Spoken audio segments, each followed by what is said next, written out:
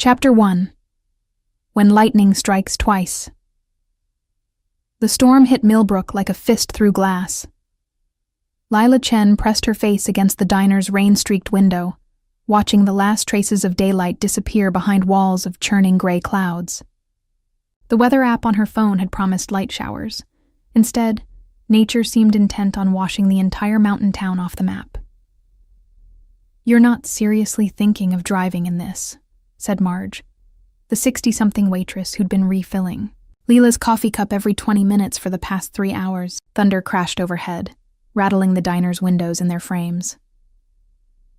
Lila wrapped her fingers around the warm ceramic mug, drawing what comfort she could from its heat. "I can't stay here forever. Honey, you've been running from something. For weeks now. I can see it in your eyes. Whatever it is, it'll still be there tomorrow." The older woman wasn't wrong. Lila had been driving aimlessly through small mountain towns for nearly a month, ever since she'd discovered the truth about her engagement to Marcus. Ever since she'd walked in on him with her best friend in their shared apartment. Ever since. Her entire life had collapsed like a house of cards. But staying still felt dangerous. Staying still meant thinking, and thinking meant remembering the look on Marcus's face when she'd caught them. Not guilt, but annoyance at being interrupted. "I need to keep moving," Lila said quietly.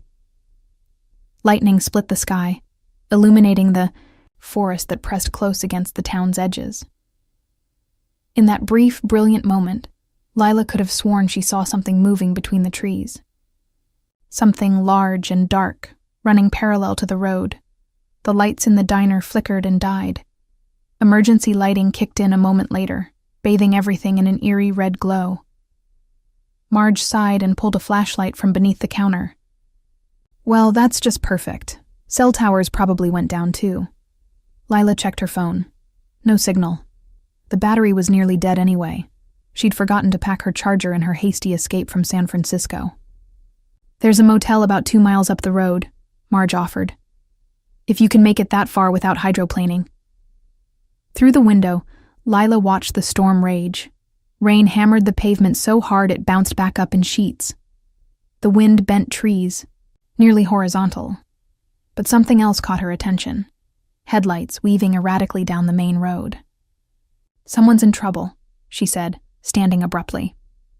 The headlights swerved violently, overcorrected, then disappeared entirely as the vehicle left the road. A moment later, the sound of metal meeting wood echoed even over the storm. "Jesus," Marge breathed. That sounded bad. Lila was already grabbing her jacket.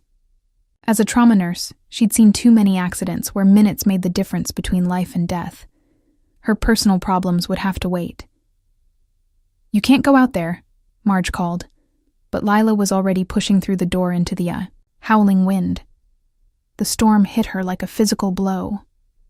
Rain soaked through her jacket in seconds, and the wind threatened to knock her sideways.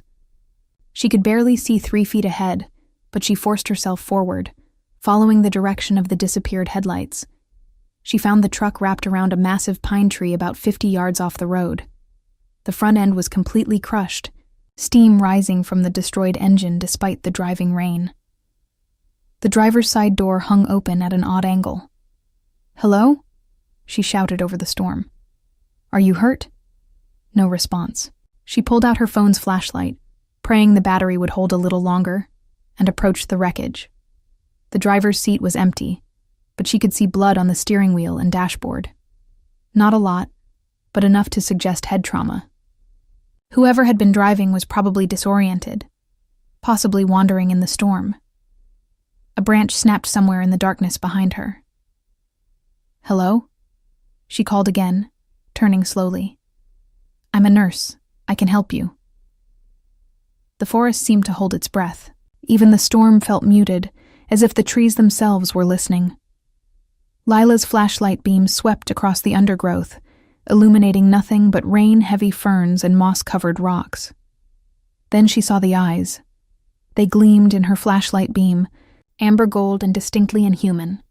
Too large for a dog, too intelligent for any wild animal she knew. They watched her from perhaps 20 feet away, unblinking and entirely unafraid. A wolf. It had to be a wolf, though she'd never heard of any in this part of the mountains. The creature was massive, its dark fur matted with rain, and it studied her with an intensity that made her skin crawl. "Easy," she whispered, slowly backing toward the wrecked truck. "I'm not going to hurt you." The wolf tilted its head, and for a moment, Lila could have sworn she saw something almost human in its expression. Recognition, maybe, or calculation. Lightning flashed again, and in that instant of brilliant illumination, she saw that the wolf was injured. Dark patches along its left flank that were too wet to be rain. Blood. The truck driver. The wolf could have attacked whoever, crawled out of the wreck. But as the darkness returned, she realized something that made her heart skip. The wolf wasn't looking at her like prey. It was looking at her like it knew her. Thunder crashed overhead, and when she blinked the spots from her vision, the wolf was gone. "This is insane," she muttered, but found herself moving deeper into the forest anyway. If someone was injured and lost in this storm, she couldn't just walk away. It went against everything she'd sworn as a nurse. She followed a faint trail that might have been a game path, her flashlight beam growing dimmer by the minute. The wind howled through the canopy above, sending branches creaking and groaning, like the forest was in pain. That's when she found him. He was collapsed against the base of an enormous oak tree, semi-conscious and bleeding from a gash across his forehead. Even in the dim light, she could see he was big, well over 6 feet, with broad shoulders and dark hair that clung wetly to his skull. His clothes were torn, and there were scratches on his arms that looked like they'd come from forcing his way through heavy underbrush. "Hey," she said, kneeling beside him. "Can you hear me?" His eyes opened, and Lila's breath caught. They were the same amber gold she'd seen watching her from the forest, the same intelligent, almost predatory gaze. Impossible. The wolf had been 20 feet away when she'd last seen it, and she'd been moving toward the truck, not deeper into the woods. There was no way this man could be connected to— "You shouldn't be here," he said, his voice a low rasp that seemed to rumble from somewhere deep in his chest. "It's not safe." "You're injured," she replied, falling back on professional training, to steady herself. "I'm a nurse. Let me help you." She reached toward the cut on his forehead, but his hand shot out to catch her wrist. His grip was gentle but unbreakable, and his skin was fever-hot despite the freezing rain. "You need to leave," he said, his eyes fixed on hers with startling intensity. "Now. Before—" He never finished the sentence. His eyes rolled back, and he collapsed completely, his hand falling away from her wrist. Lila checked his pulse. Strong, but rapid, and examined his injuries as best she could in the failing light. The head wound wasn't as bad as it looked, though he'd definitely have a concussion. But the scratches on his arms were deep, and there were more on his chest beneath. His torn shirt. Some looked like they'd come from thorns or branches, but others looked distinctly like claw marks. She was still puzzling over this when her phone finally died, plunging them into complete darkness. The storm raged around them, and she was alone in the forest with an unconscious stranger who had the eyes of a wolf. In the distance, something howled. Not the wind through the trees, but something alive and wild, and calling to its own kind. And despite everything, the storm, the accident, the impossibility of the situation, Lila found herself answering that call in the most primal way possible. Every instinct she possessed screamed at her to run, but she couldn't leave him. Something deeper than professional duty kept her rooted to the spot, as if her life had been leading to this moment all along. As if this was exactly where she was, meant to be.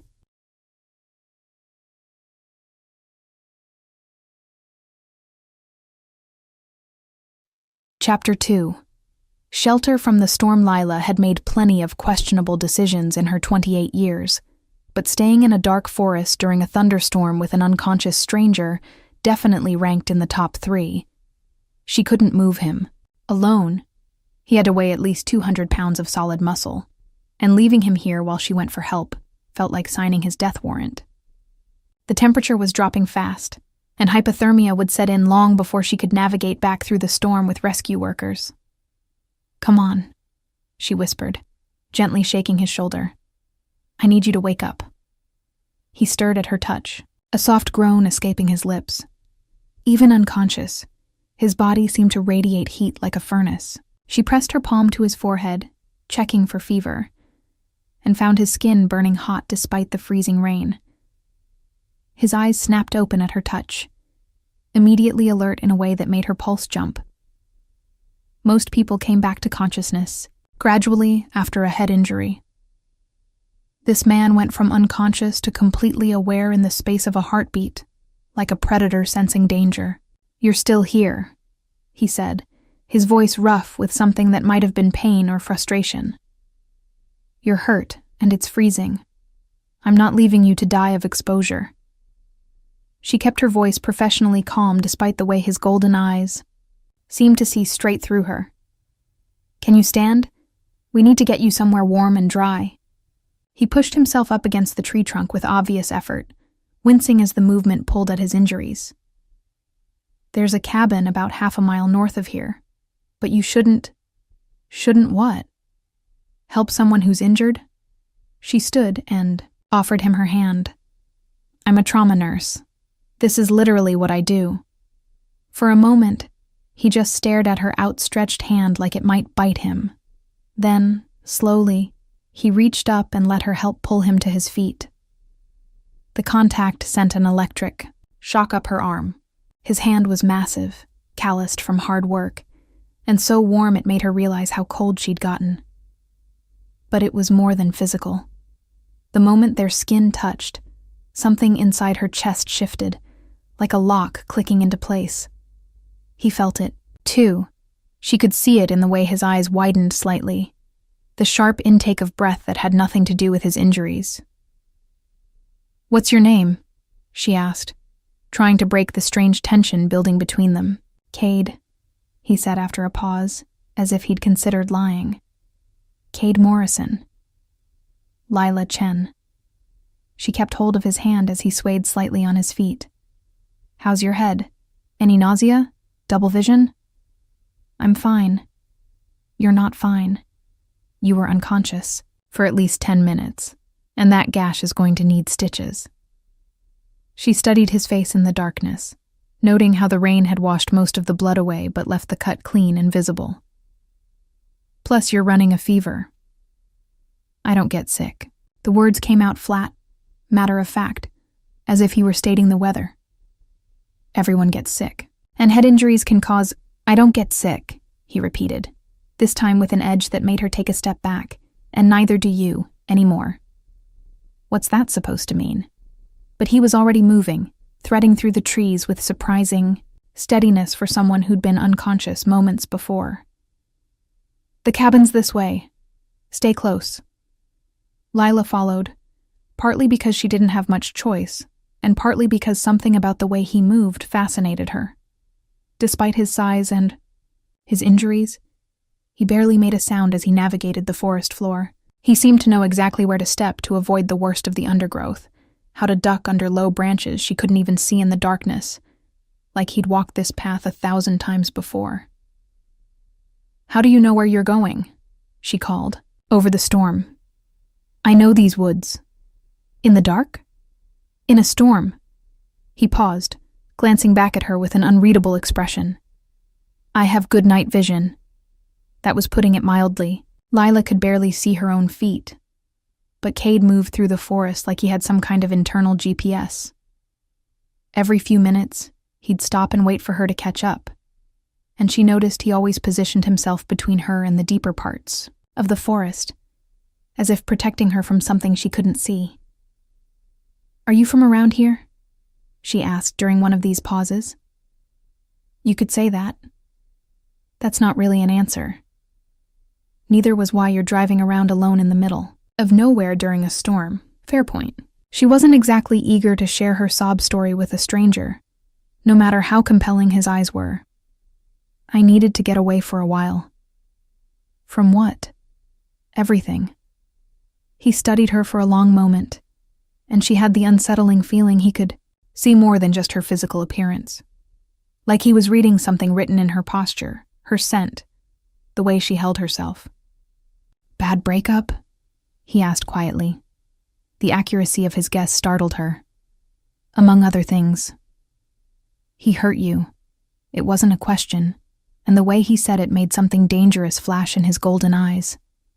For a moment, Lila glimpsed something predatory beneath his human facade, something that made her primitive brain whisper warnings. Not physically, she said quickly. He wasn't who I thought he was. Cade's expression softened slightly. That's the worst kind of hurt. There was something in his voice, a note of personal experience that made her wonder what kind of betrayal he'd suffered. But before she could ask, he was moving again, leading her deeper into the forest. The cabin appeared out of the darkness, like something from a fairy tale. It was small, but well built, with a covered porch and windows that glowed with warm yellow light. Smoke rose from the chimney, and Lila could smell wood burning even over the rain. Someone's home, she said. It's mine. She stopped walking. Yours? But your truck. I wasn't driving the truck. He climbed the porch steps and held the door open for her. That was someone else. Then what were you doing in the forest during a storm? For a moment she thought he wouldn't answer. Then he said very quietly, running. The inside of the cabin was everything the outside promised. Warm, cozy, and completely at odds with the wild storm raging outside. A fire crackled in a stone fireplace, casting dancing shadows on walls lined with bookshelves. The furniture was simple but well made, and everything smelled faintly of pine and something else she couldn't identify. Something wild and clean and distinctly masculine. Sit, Cade said, gesturing toward the couch near the fire. I'll get you some dry clothes. You're the one who needs medical attention, she protested, but he was already disappearing into what she assumed was a bedroom. Alone for the first time since finding him, Lila took the opportunity to really look around. The cabin was clearly lived in but meticulously clean. No photographs on the walls or mantel, she noticed. No personal touches that might give away who Cade Morrison really was. He returned with a flannel shirt and a pair of sweatpants that would be huge on her. Plus, a thick towel. Bathroom's through there, he said, nodding toward a door off the main room. There's a first aid kit under the sink. The first aid kit is for you, not me. You're soaked and shivering. Change first, then we'll argue about who needs medical. Attention. He had a point. Her clothes were plastered to her body, and she was starting to shake from the cold. She took the dry clothes and headed for the bathroom, acutely aware of his eyes following her across the room. The bathroom was as neat as the rest of the cabin, but she noticed several things that made her pause. The medicine cabinet was well stocked, with antibiotics and pain medication. Prescription strength, not over the counter.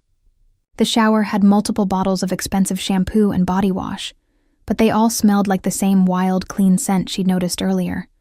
And in the trash can, she glimpsed torn fabric that looked suspiciously like the remains of a shirt with claw marks.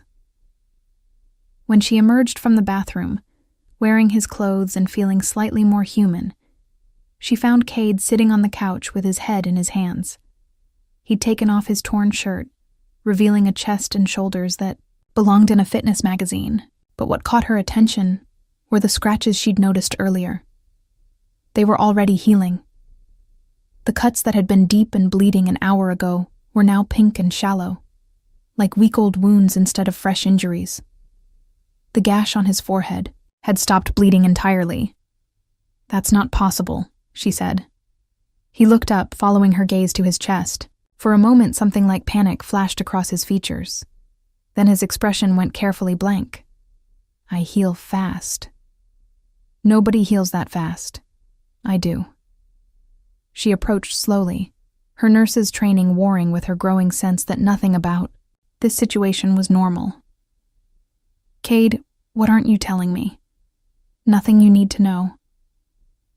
I think I deserve some answers. The truck accident, finding you in the forest, the way you knew exactly where to go in the dark. She gestured toward his rapidly healing wounds. This. He stood abruptly, putting distance between them. You should leave. First thing in the morning, you should get in your car and drive as far away from here as possible. Why? Because I'm not safe to be around. The words hung in the air between them like a challenge. Outside, the storm continued to rage, but inside the cabin, the only sound was the crackling of the fire and the thundering of Lila's heart. I don't believe that, she said quietly. You should. If you were dangerous, you would have hurt me already. Instead, you've done nothing but try to protect me. She took a step closer, ignoring the way every muscle in his body tensed. What are you running from, Cade? For a long moment, he just looked at her. In the firelight, his eyes seemed to glow with their own inner light, and she could see the war playing out across his features. The desire to tell her the truth, battling with the need to keep her safe. Finally, he spoke. His voice, so low she had to strain to hear it. I'm not running from something. I'm running from what I am. Her hands were shaking as she backed away from the window, her mind struggling to process what she'd witnessed. But even as rational thought tried to reject what she'd seen, something deeper, something primal and ancient, whispered that she'd always known. She'd always been different. Always felt like she was living in the wrong skin, playing a role that didn't quite fit.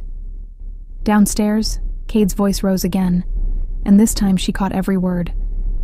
She doesn't know what she is yet. I won't let you force the change before she's ready. The change. As if summoned by his words, something shifted inside her chest. A warmth that had nothing to do with the cabin's fire spread through her veins, and for a moment, her vision sharpened to impossible clarity. She could see every detail of the forest below, could smell the rain and pine, and something else, something wild and clean and achingly familiar. The scent of pack, the scent of home, the scent of exactly what she was meant to be. Chapter 3. The space between truth and lies. The words settled between them like stones dropped into still water, creating ripples that changed everything.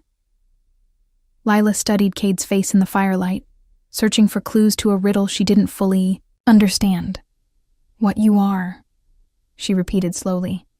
That's a strange way to put it. He turned away from her, moving to the window where he stood with his back rigid, hands braced against the frame. You should get some sleep. The storm will pass by morning. Don't do that. Do what? Shut me out. She moved closer, ignoring the warning tension in his shoulders. You brought me here, Cade. You could have left me at the diner, or told me to call for help and disappeared back into the forest. But you didn't.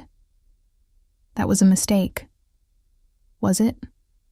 She reached out, her fingertips barely grazing his bare shoulder, before he flinched away from her touch.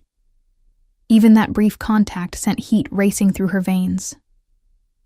Because it doesn't feel like a mistake. He spun around, and she saw something wild and desperate in his golden eyes. You don't understand what you're saying?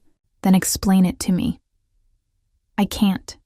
Can't or won't. The question hung in the air between them.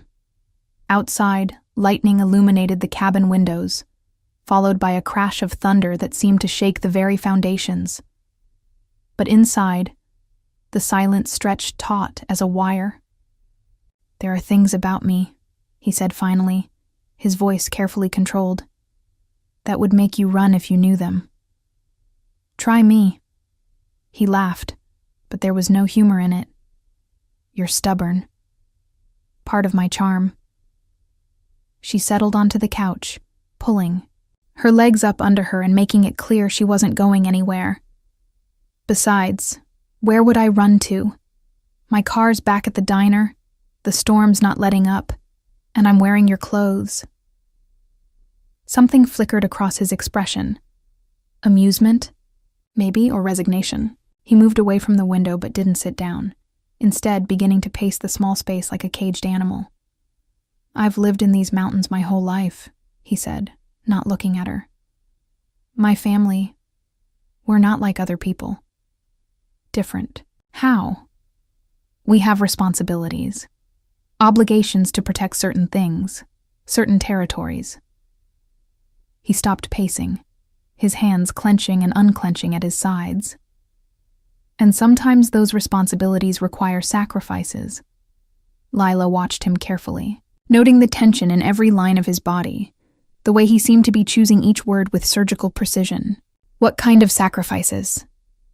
The kind that make it impossible to have a normal life. The kind that make it dangerous to get close to people who don't understand what they're getting into. She was quiet for a moment, processing his words. Is that why you were running tonight? Because of these responsibilities? Among other things. And the truck that crashed, was that connected to whatever you're running from? His jaw tightened. The less you know, the safer you'll be. Stop protecting me from information and start trusting me with it. She stood up, moving closer despite the way every muscle in his body screamed danger. I'm not some fragile flower who's going to fall apart at the first sign of trouble. You don't know what you're asking. Then show me. The words escaped before she could stop them, carrying more weight than she'd intended. They weren't just about his secrets anymore. They were about the pull she felt toward him, the way her pulse quickened when he looked at her, the sense that meeting him had changed something fundamental inside her. Cade went very still. Lila. I know this is crazy, she said quickly, before she could lose her nerve. I know I barely know you, and I know there's something you're not telling me. But I also know that I've felt more like myself in the past few hours than I have in months, maybe years. That's the adrenaline talking. No, it's not. She took another step closer, close enough now that she could see the flecks of gold in his amber eyes, could feel the heat radiating from his skin. I spent 3 years with someone who made me feel small and invisible, someone who made me question my own judgment about everything. But with you, with me, what? With you, I feel awake. The admission hung between them, raw and honest. Cade's breathing had changed, becoming deeper, more controlled, like he was fighting some internal battle. You can't feel that way about me, he said quietly. Too late. Lila, whatever you are, whatever you're running from, it doesn't change the fact that you saved me tonight. You could have let me freeze in that forest, but you didn't. You brought me somewhere safe and warm, and you've done nothing but try to protect me. You don't understand the danger. Then help me understand. She reached up, her palm settling against his chest, right over his heart. The contact made him suck in a sharp breath, and she could feel his pulse hammering against her hand. Trust me enough to tell me the truth. For a moment she thought he might. His hand came up to cover hers, and she saw something break behind his eyes, a wall coming down, a decision being made. Then a howl echoed through the forest, long and mournful, and definitely not human. Cade went rigid under her touch, his head snapping toward the window. Damn it. What was that? Something I was hoping wouldn't find me. He gently removed her hand from his chest, but his fingers lingered against hers for a moment longer than necessary. They've been tracking me. They? Another. Howl answered the first, closer this time. Then another, from a different direction. They were surrounded. You need to go upstairs, Cade said, his voice taking on a tone of absolute authority. There's a bedroom at the end of the hall. Lock the door and don't come out until I tell you. It's safe. I'm not leaving you alone with whatever's out there. You don't have a choice. He was already moving, pulling on a fresh shirt from a pile of laundry by the fireplace. "And whatever you hear, whatever you think you see, don't open that door. Promise me." The howling was getting closer, more frequent. It sounded like a pack of wolves. But something about the rhythm, the almost conversational quality of the calls, made her skin crawl. "Cade, what's happening?" He paused at the door, his hand on the knob, and looked back at her. In the firelight, his eyes seemed to glow with an inner flame that had nothing to do with the reflection of the flames.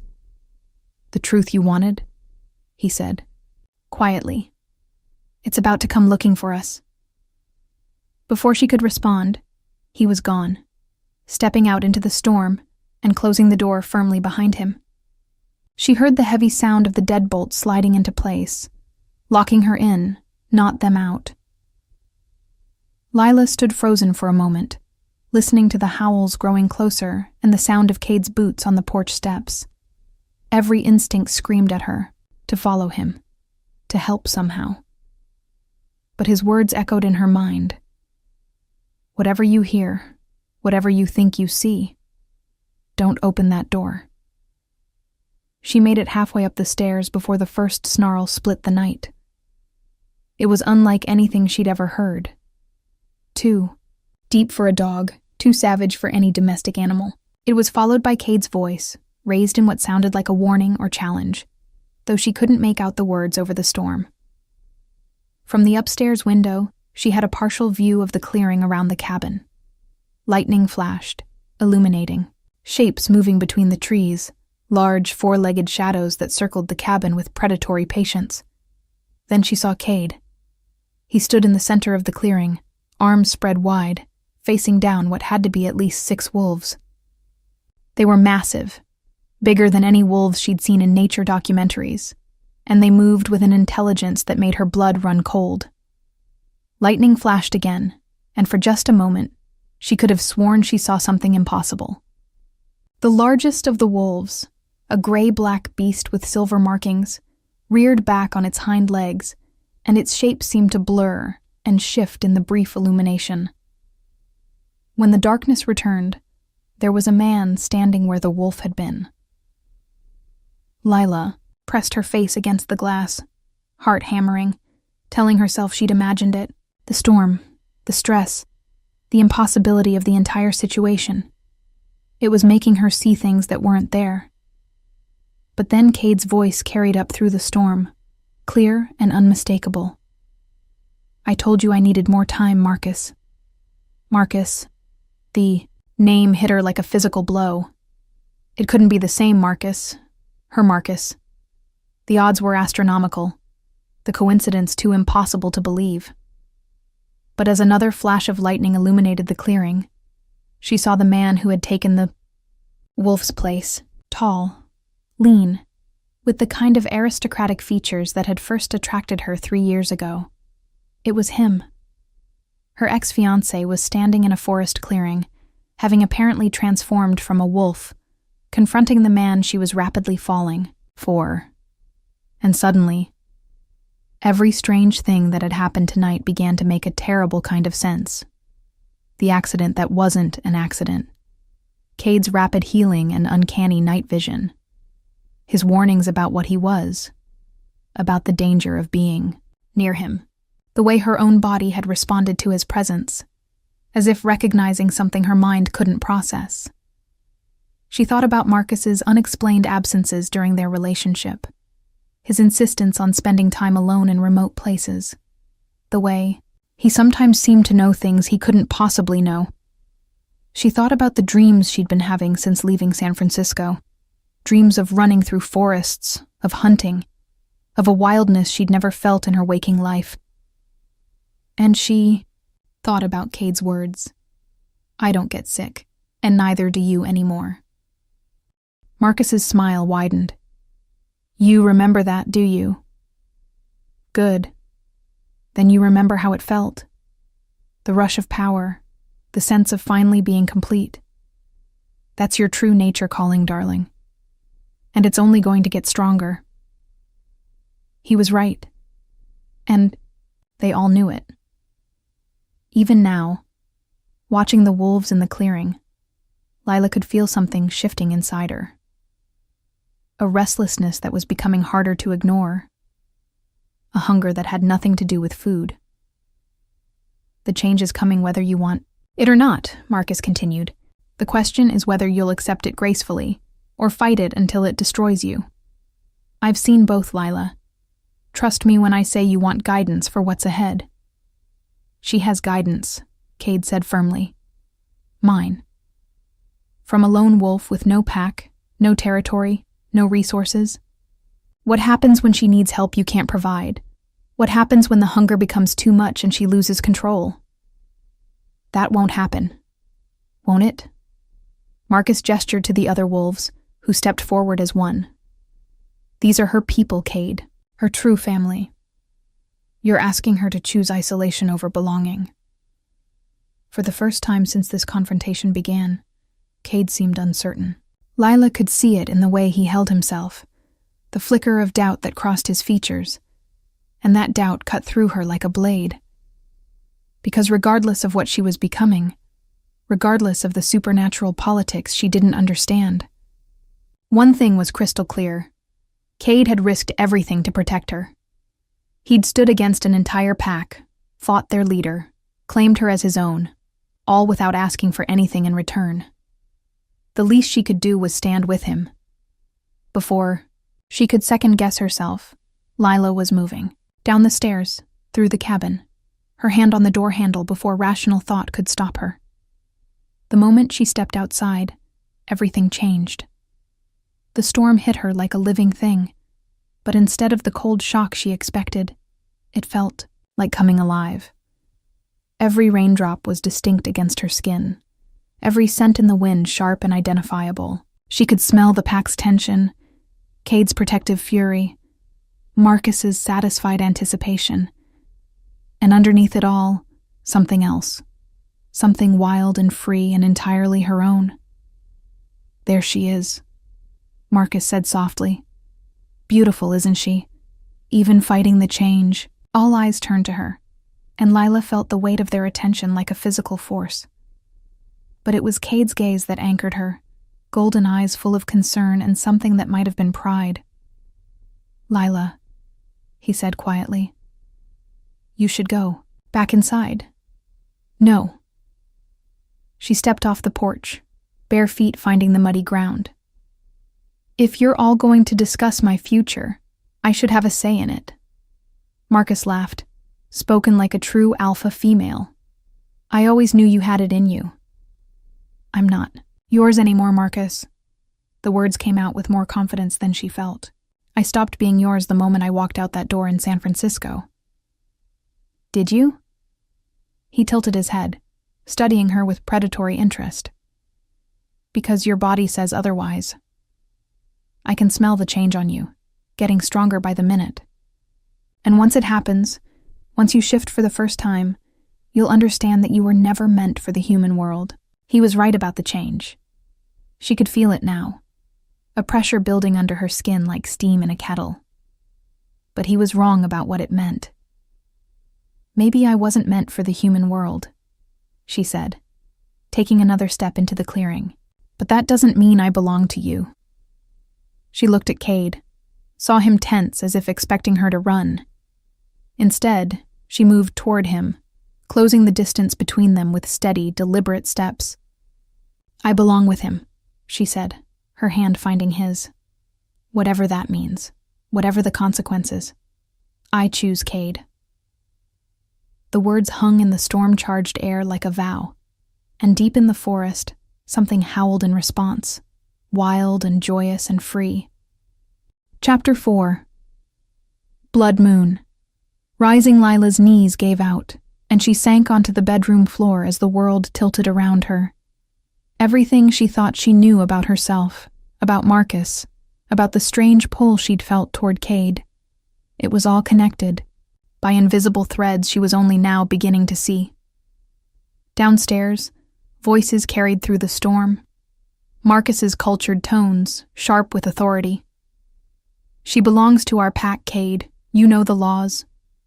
She belongs to no one. Cade's voice was steady, Dangerous. And she's under my protection. Your protection? Marcus laughed, the sound carrying a cruel edge Lila remembered all too well. You're a lone wolf, Morrison. You have no pack, no territory, no claim to anything. Least of all her. I have claim enough. The words sent a shiver through Lila that had nothing to do with the cold. Even not understanding the full context, she could hear the challenge in Cade's voice, the line being drawn in the sand. Do you? Another voice joined the conversation. Female, with a slight accent. Because it looks to me like you've been hiding from your responsibilities for months, letting an unmated female run around completely unaware of what she is. That's dangerous, Cade. For all of us. Unmated female. The clinical term made Lila's skin crawl, but it also triggered something deep in her memory. Dreams she'd dismissed as stress-induced nonsense suddenly took on new meaning. Dreams of running through moonlit forests, of hunting, of a restless energy that never quite found release. Dreams that had started 3 years ago, right around the time she'd met Marcus. She pressed her ear to the floor, straining to hear more. The council sent us to retrieve her. The female voice continued. If you interfere, the council can go to hell. Cade cut her off. She doesn't even know what she is yet. Forcing a change on someone who isn't ready could kill her. Marcus finished. Yes, we're aware of the risks, but leaving her ignorant is a bigger risk to our kind. She's been having the dreams, hasn't she? The hunger, the restlessness that no amount of human activity can satisfy? Lila's breath caught. How could he possibly know about that? About the way she'd been feeling for months? Like there was something clawing at the inside of her skin, trying to get out. I can smell it on her, Marcus continued, his voice dropping to something almost intimate. The change wants to happen. Her body is ready, even if her mind isn't. And the longer we wait, the more dangerous it becomes. She's not ready, Cade repeated, but there was something strained in his voice now. Doubt, maybe. Or fear. Ready or not, it's going to happen soon. The question is whether it happens safely, with pack support, or violently, when her control finally snaps. A pause. You know what happened to Sarah Mitchell when they waited too long? The name hit Cade like a physical blow. Even from upstairs, Lila could see the way his shoulders tensed, the way his hands clenched into fists. That was different, he said quietly. Was it? Another late bloomer, another protective male who thought he knew better than the council. She tore through half a family before they could put her down. Put her down. The casual brutality of the phrase made Lila's stomach turn. This isn't the same situation, Cade insisted, isn't it? Marcus took a step closer, and even from her hiding place, Lila could sense the predatory menace in the movement. Tell me, Morrison, when's the last time she slept through the night? When's the last time she ate meat without feeling like she could devour the entire animal? When's the last time she looked in a mirror and didn't feel like she was wearing someone else's face? Each question hit like a hammer blow because each one was devastatingly accurate. The insomnia that had plagued her for months, the way she'd started ordering steaks bloody rare, then barely cooked at all. The strange disconnection she'd felt from her own reflection, as if the woman looking back at her was a stranger wearing her skin. You've been watching her, Cade said, and there was murder in his voice. Of course we have. She's been one of ours since the moment I bit her. The words hung in the air like a death sentence. Lila's hand flew to her neck, fingers finding the small scar she'd carried for 3 years. The scar Marcus had given her during what she'd thought was particularly passionate lovemaking. The scar that had never quite healed properly, that sometimes ached during storms or full moons. The bite. Mark, you son of a bitch, Cade snarled. You infected her without her consent. I gave her a gift, Marcus replied coolly. One she'll thank me for once she accepts what she is. And when she rejected you? When she broke your engagement? You just let her walk away? I gave her space to come to terms with the changes. But her time is up. The council has been patient, but there are rules, Cade. Unmated females don't get to run around the human world indefinitely. It's too dangerous. Lila closed her eyes, pieces of her shattered life rearranging themselves into a new, terrible pattern. The strange dreams that had started after Marcus bit her. The growing restlessness, the sense that nothing in her human life satisfied her anymore. Even her decision to leave San Francisco after catching him with her friend. Had that been her choice? Or some kind of supernatural compulsion?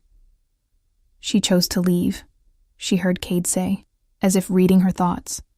That should tell you something about what she wants. She chose to run because she was scared and confused. Natural responses for someone going through the change without proper guidance. Marcus's voice took on a patronizing tone that made Lila want to punch something. I should have handled things differently, I admit. But I was young, and I thought love would be enough to ease the transition. Love? The word came out of Cade like a curse. You manipulated her, used her, turned her into something she never asked to become. And what have you done? Hidden her away, let her suffer through the symptoms without understanding what's happening. To her, at least I'm offering her a place where she belongs. She belongs wherever she chooses to belong. Does she? Because from where I'm standing, it looks like you've claimed her already. I can smell your scent all over her. The temperature in the clearing seemed to drop 10 degrees. When Cade spoke again, his voice was barely human. If you have a problem with that, we can settle it right now. Gladly. The word was barely out of Marcus's mouth before the sound of shifting filled the air. The wet, organic noise of bones rearranging, of muscle and sinew reshaping itself. Lila pressed herself against the window, transfixed despite her terror. In the lightning-lit clearing below, 2 massive wolves circled each other with deadly intent. One was the gray-black beast she'd seen before. Marcus, she realized with sick certainty. The other was slightly smaller, but broader through the chest, with dark fur marked by silver streaks. Cade. They moved with liquid grace, testing each other's defenses, looking for an opening. The other wolves had pulled back, forming a loose circle around the combatants, but their attention was focused outward, as if watching for other threats. This was pack law, Lila realized. Trial by combat, with her as the prize. The thought should have terrified her. Instead, she found herself leaning forward, every nerve ending alive with anticipation. When Cade feinted left and Marcus lunged, she felt her own muscles tense in response. When Marcus's claws raked across Cade's shoulder, she felt the echo of pain in her own body, and when Cade caught Marcus's throat in his jaws, something wild and fierce rose in her chest, something that wanted to throw back its head and howl victory to the storm-dark sky. That was when she knew, with absolute certainty, that everything they'd said was true. She wasn't human. Maybe she never had been. And the dreams she'd been having weren't dreams at all. They were memories of who she was meant to be. The realization should have sent her into panic, should have made her question her sanity. Instead, it felt like coming home, like finally understanding why she'd always felt like she was living someone else's life. Below, Cade released Marcus with what looked like supreme effort. The gray wolf staggered back, blood matting his fur, but he was still standing. Still. Alive. It's over, Marcus, Cade said, having shifted back to human form so quickly Lila barely caught the transition. Take your pack and leave. Marcus shifted as well, naked and bleeding but unbroken. This isn't over. The council can take their laws and shove them. She's mine now. Cade's voice carried an absolute authority that made something deep in Lila's chest purr with satisfaction. Anyone who wants to dispute that is welcome to try. For a long moment, the 2 men stared at each other. Then Marcus smiled, cold and calculating. Yours? Are you sure about that, Morrison? Because she hasn't exactly consented to this arrangement. And consent matters, doesn't it? He looked up toward the cabin, toward the window where Lila was watching. Hello, Lila. I know you're up there.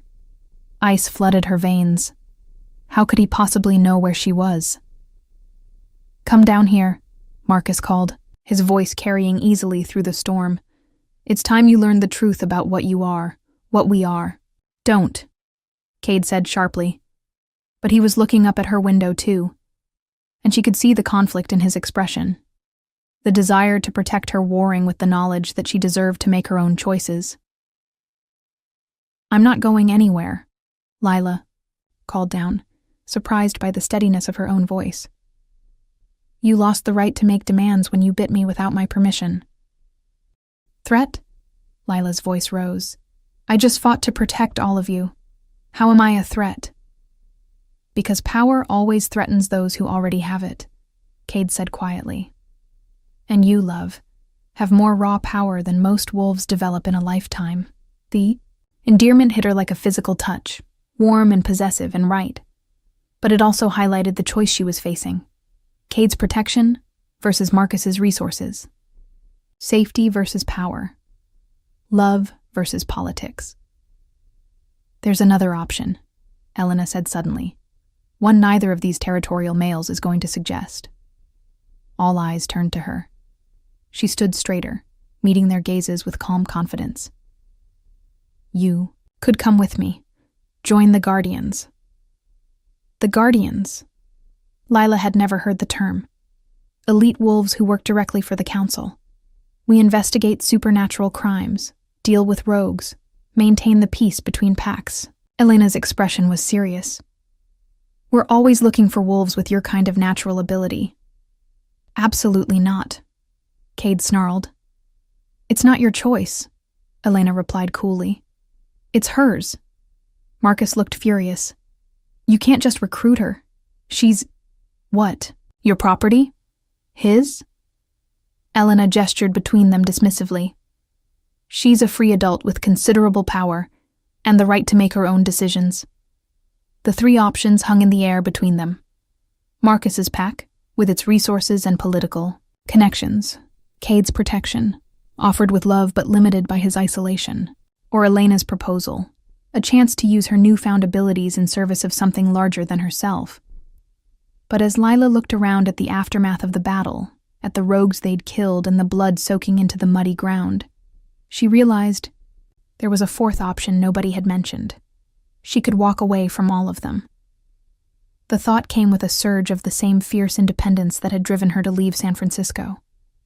She'd spent 3 years letting Marcus make decisions for her, and now everyone wanted to do the same thing, just with different agendas. I need time to think, she said finally. Time is something we don't have much of, Marcus warned. The Council can wait. The words came out with more authority than she'd known she possessed. I just learned I'm not human 20 minutes ago. I think I'm entitled to at least one night to process before making life-altering decisions. For a moment, none of them spoke. Then Cade stepped forward, offering her his hand. Come inside, he said quietly. The rest of this can wait until morning. Lila looked at his outstretched hand, then at Marcus's frustrated expression, then at Elena's calculating gaze. 3 paths stretching out before her, each leading to a different version of herself. But for tonight, she only wanted one thing: to be with the man who'd risked everything to protect her, who'd seen her transform into something inhuman and called her incredible. She took Cade's hand, letting him lead her toward the cabin. Behind them, she could hear Marcus and Elena beginning a heated discussion about protocol and council law, but their voices faded as the cabin door closed behind her. For the first time since this nightmare began, she was alone with Cade. No pack, politics, no ancient laws, no one trying to claim or recruit or protect her. Just the two of them, and the electric tension that had been building between them all night. The tension that was about to reach its breaking point. Chapter 5. the breaking point. The howl that answered Lila's declaration didn't come from any of the wolves surrounding them. It came from deep within the forest, primal and ancient, carrying a resonance that seemed to vibrate in her very bones. Several of Marcus's pack members shifted nervously, ears flattened against their skulls. "What was that?" Lila whispered, her hand tightening in Cade's. His expression had gone grim. "Something that shouldn't be here. Marcus, you need to take your pack and leave. Now." But Marcus was staring into the darkness beyond the clearing, his nostrils flaring. "That's not possible. We sealed the territory." "Sealed it from what?" Lila asked. But neither man answered her. They were both focused on the forest, every muscle tense with alertness. The howl came again, closer this time, and it was joined by others. Not the controlled, purposeful calls of a pack, but something wilder, hungrier. "Rogues," the female wolf who'd spoken earlier said, shifting back to human form. She was tall and athletic, with short-cropped auburn hair and scars that marked her as a fighter. At least 6 of them. Rogues? Lila looked between the faces around her, all of which had gone pale. "Wolves who've lost their pack bonds," Cade explained, his voice tight. "They go feral eventually, lose their humanity entirely. And they're attracted to strong emotions," Marcus added, shooting Cade a hostile look. "Especially during a challenge. Your little display may have just painted a target on all our backs." "My display?" Cade snarled. "You're the one who brought a pack into neutral territory." "This isn't neutral territory anymore," the auburn-haired woman said sharply. "The moment you claimed her, you made it yours, which means defending it is your responsibility." Another howl split the night, close enough now that Lila could hear the madness in it. The sound made something deep in her chest recoil with instinctive fear. "Everyone inside," Cade ordered. "Now." "I don't take orders from you," Marcus snapped, but even he was backing toward the cabin. "You will if you want to live through the night," Cade replied. "Those aren't pack wolves out there. They're predators, and they won't distinguish between enemies and allies." As if summoned by his words, shapes began emerging from the tree line. Lila caught glimpses of them in the lightning flashes.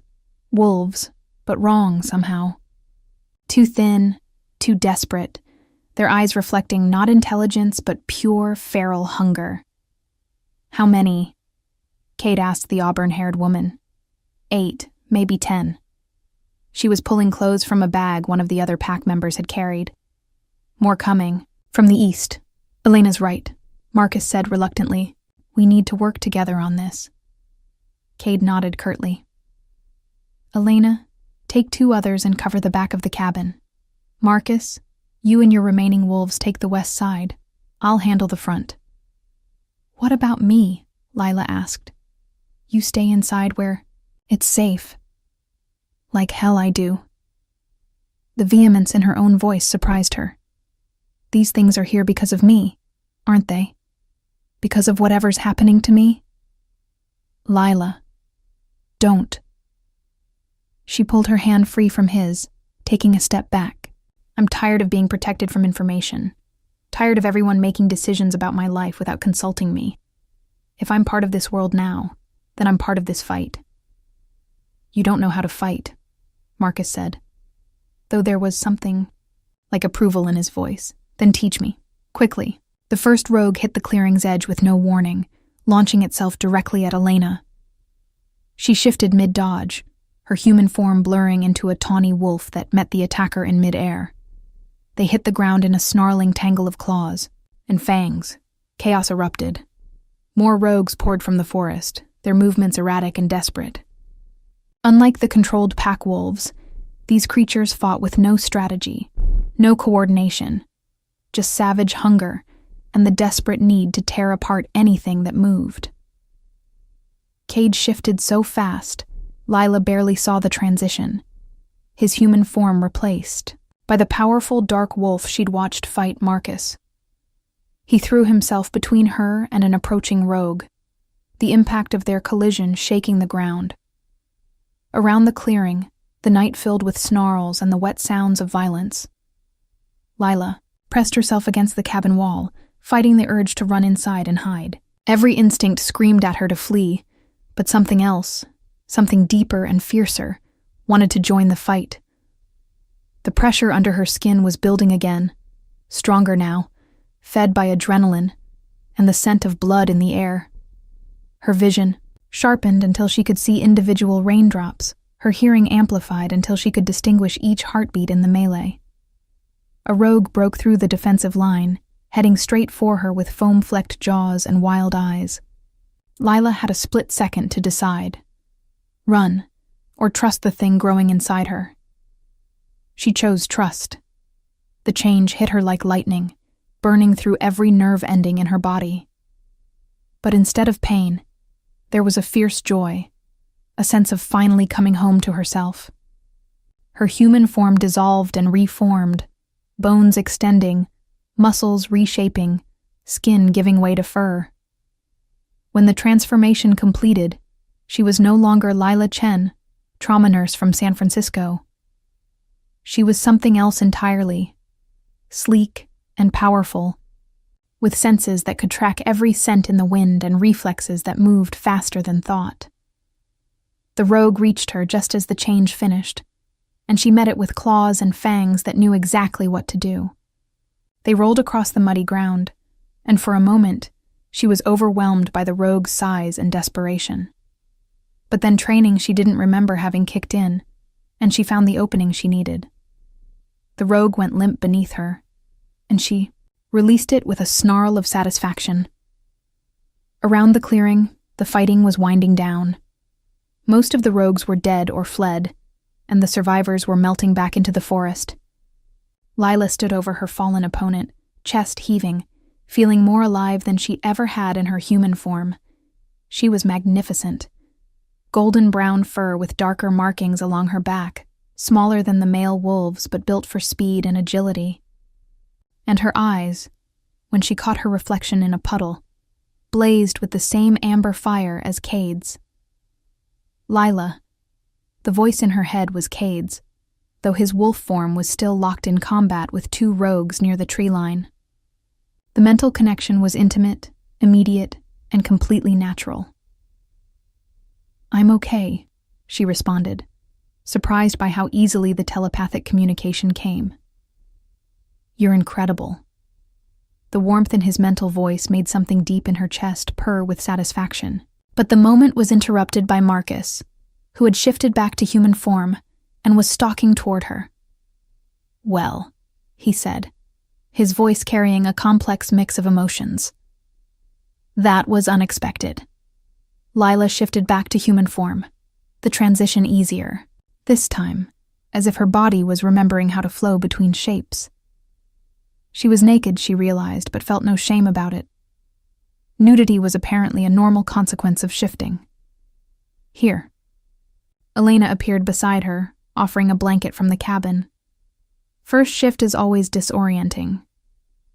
It wasn't disorienting, Lila said, accepting the blanket and wrapping it around herself. It felt right. Of course it did. Marcus stepped closer, and she could see something predatory in his gaze. "You're a natural. I knew you would be." "Stay back," Cade growled, having shifted back to human form as well. He positioned himself between Lila and Marcus, and she could feel the tension radiating from him. "Relax, Morrison. I'm not going to try anything." Marcus raised his hands in mock surrender, though I have to say, watching her take down that rogue was impressive. Lila looked back at the body of the creature she'd killed, expecting to feel horror or guilt. Instead, she felt nothing but grim satisfaction. It had been trying to hurt, people under her protection. She'd stopped it. End of story. The change came naturally to her, Elena observed, studying Lila with professional interest. No struggle, no pain, That's rare for someone her age. What does that mean? Lila asked. It means you're not just any werewolf, Marcus said, his voice taking on the lecturing tone she remembered from their relationship. You're powerful, potentially alpha level, given the right training. I don't want to be an alpha. Want doesn't factor into it, darling. Power is what it is. Marcus glanced at Cade, and something calculated flickered in his expression. Though I suppose that depends on who's doing the training. The implication was clear. Join his pack, and he'd help her develop her abilities. Stay with Cade, and she'd be limited by his lone wolf status. She doesn't need a pack to reach her potential, Cade said firmly. Doesn't she? Tell me, Morrison, what do you know about training alpha females? What experience do you have with helping someone navigate the political complexities of pack dynamics? Marcus's smile was sharp. Because, like it or not, she's going to be dealing with both. The council will want to meet her, especially after tonight's display. The council can what? Ignore her? Marcus laughed. You killed rogues tonight, Lila. In your first shift, you took down a feral wolf twice your size. That kind of power doesn't go unnoticed. Lila looked between the two men, feeling like a bone being fought over by rival dogs. What exactly is the council? The governing body for our kind, Elena answered when neither man spoke. They maintain order, settle disputes, enforce the laws that keep us hidden from humans. And they're going to want to test her, Marcus continued. See exactly how powerful she is, determine what kind of threat she might pose to the existing order. I love you too. The admission seemed to surprise him as much as her. I have since the moment you knelt beside me in that forest and refused to leave me behind. The confession hung between them, fragile and powerful. Outside, the storm was beginning to weaken. But inside the cabin, a different kind of tempest was building. Cade's hands moved to the blanket wrapped around her, his fingers tracing the edge where it met her skin. Are you sure? He asked again. Because if we do this, we bond. I know. She reached up to touch his face, marveling at the way he leaned into her palm. I want that. I want you. The last of his restraint crumbled. He swept her up in his arms, carrying her toward the bedroom with supernatural grace. But just as they reached the stairs, voices outside grew louder, more urgent. Council representative will be here by dawn, Elena was saying. If she's not prepared. She's not ready for an evaluation, Marcus interrupted. The transformation was too recent, too traumatic. Cade paused on the stairs, his jaw clenching. They want to test you. Tonight. Test me how? The council sends evaluators when a new wolf displays exceptional power. They assess potential threats, determine placement within pack hierarchies. His arms tightened around her protectively. It's not pleasant. Fear curled in Lila's stomach, but it was overwhelmed by a surge of defiant anger. I just learned what I am.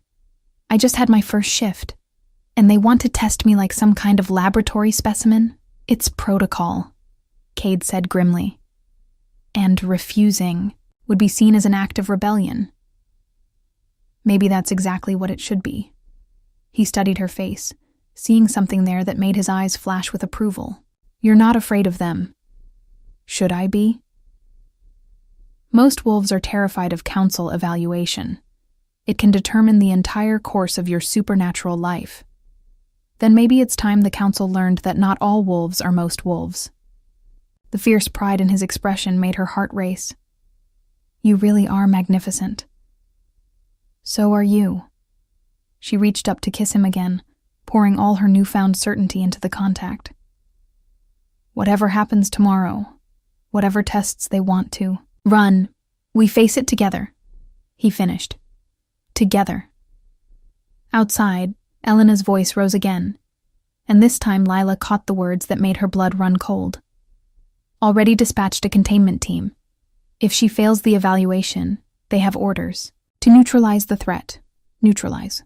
The same euphemism Marcus had used about Sarah Mitchell, the wolf who'd been put down when her change went wrong. Cade heard it too, his entire body going rigid. "Over my dead body." "That can be arranged," came a new voice from outside. Cold, authoritative, and completely unfamiliar. Through the cabin windows, Lila could see new shapes moving in the clearing. More wolves, but these moved with military precision, surrounding the cabin in a matter of seconds.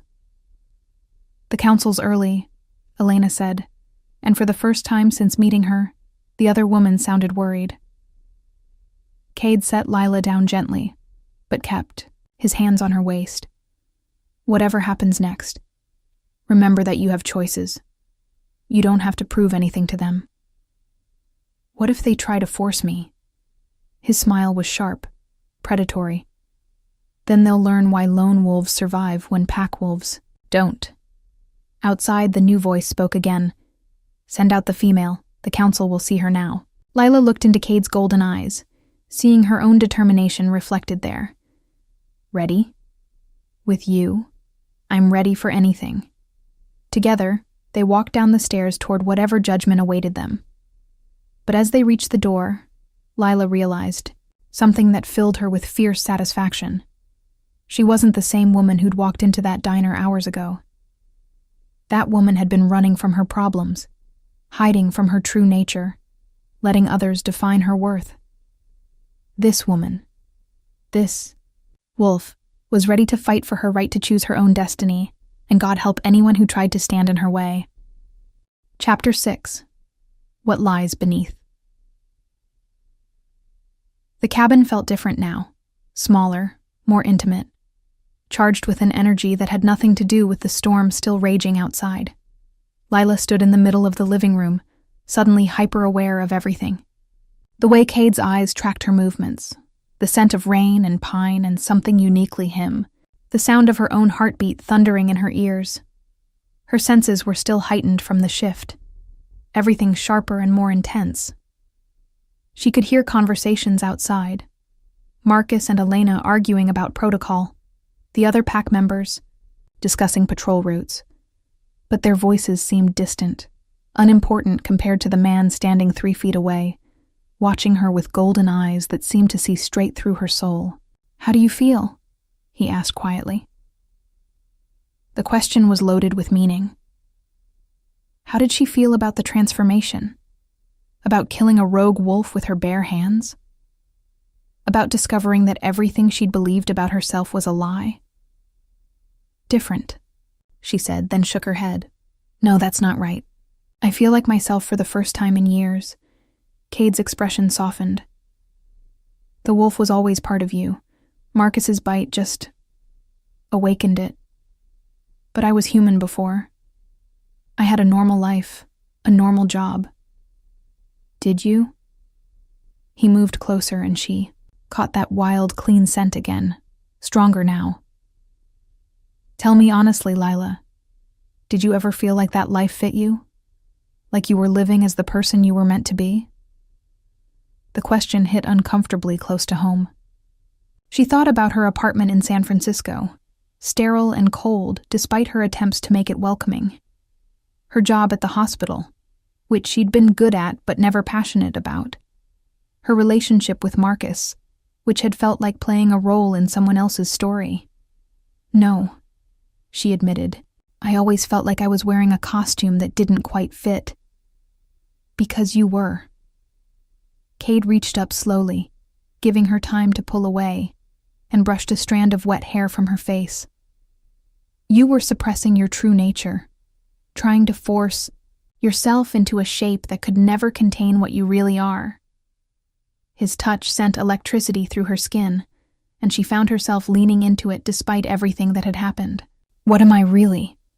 Powerful, independent, fierce. His thumb traced along her cheekbone and she shivered at the contact. "You took down a rogue wolf in your first shift, Lila. Do you understand how extraordinary that is?" Marcus said. "Marcus says a lot of things." Cade's voice hardened. most of them designed to serve his own interests. And you? What do your words serve? The question made him pause, his hand stilling against her face.